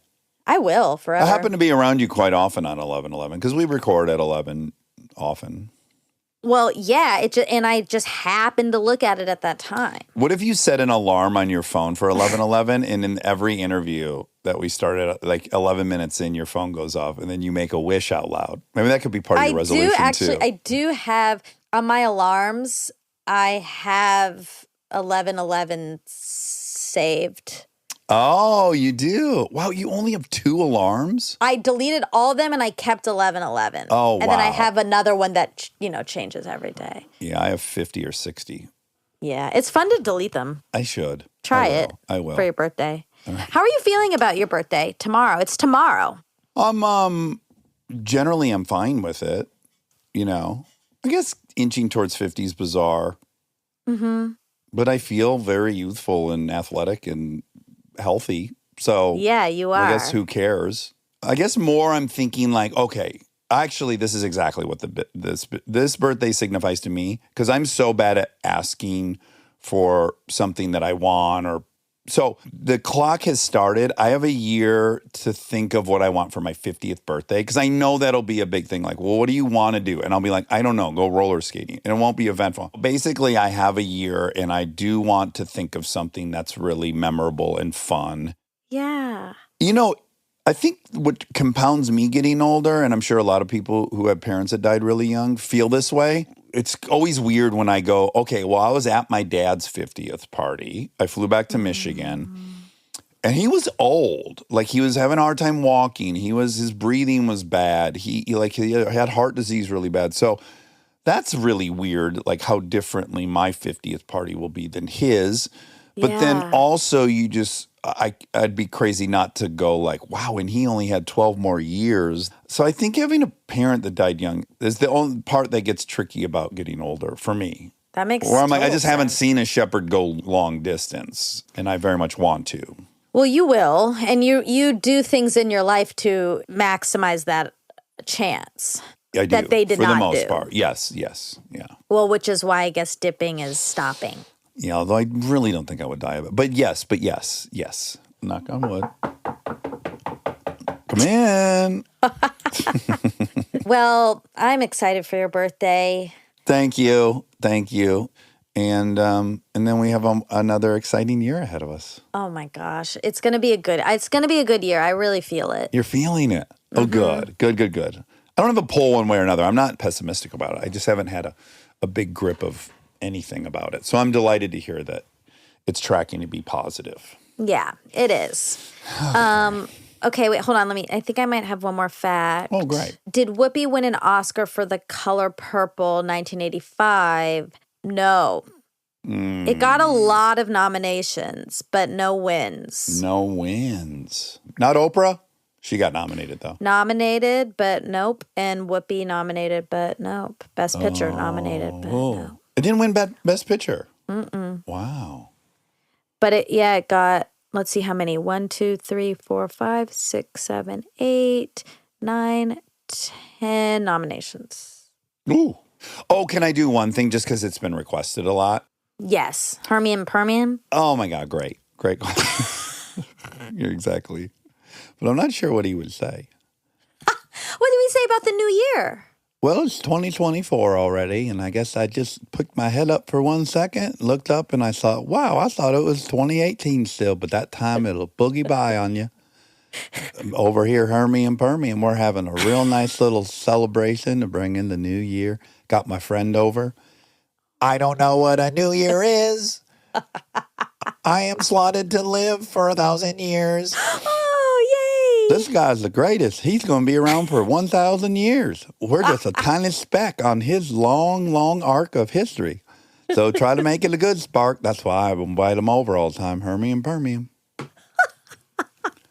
I hope everybody gets all their wishes come true this year, because I know we're living the good life over here in Colorado, New Mexico, Arizona, USA. Don't need to wish for nothing. Already got it all. Got a good friend here, my friend Robot. Thank you for calling me your friend. He's a good boy. Oh my God, he said I was a boy.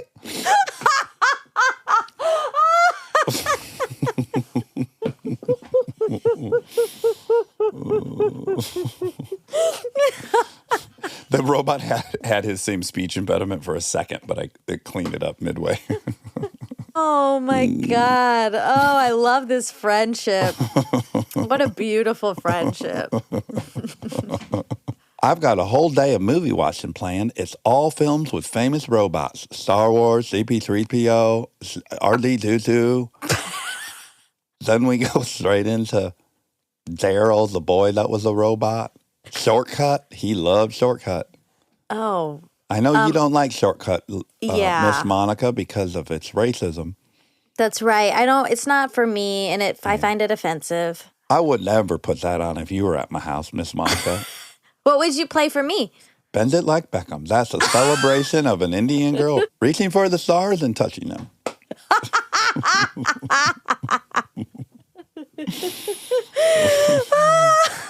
Listen, that's really funny that you brought up Bend It Like Beckham, because it's come up a few times recently. Again, sim, numerology, threes, pattern of threes.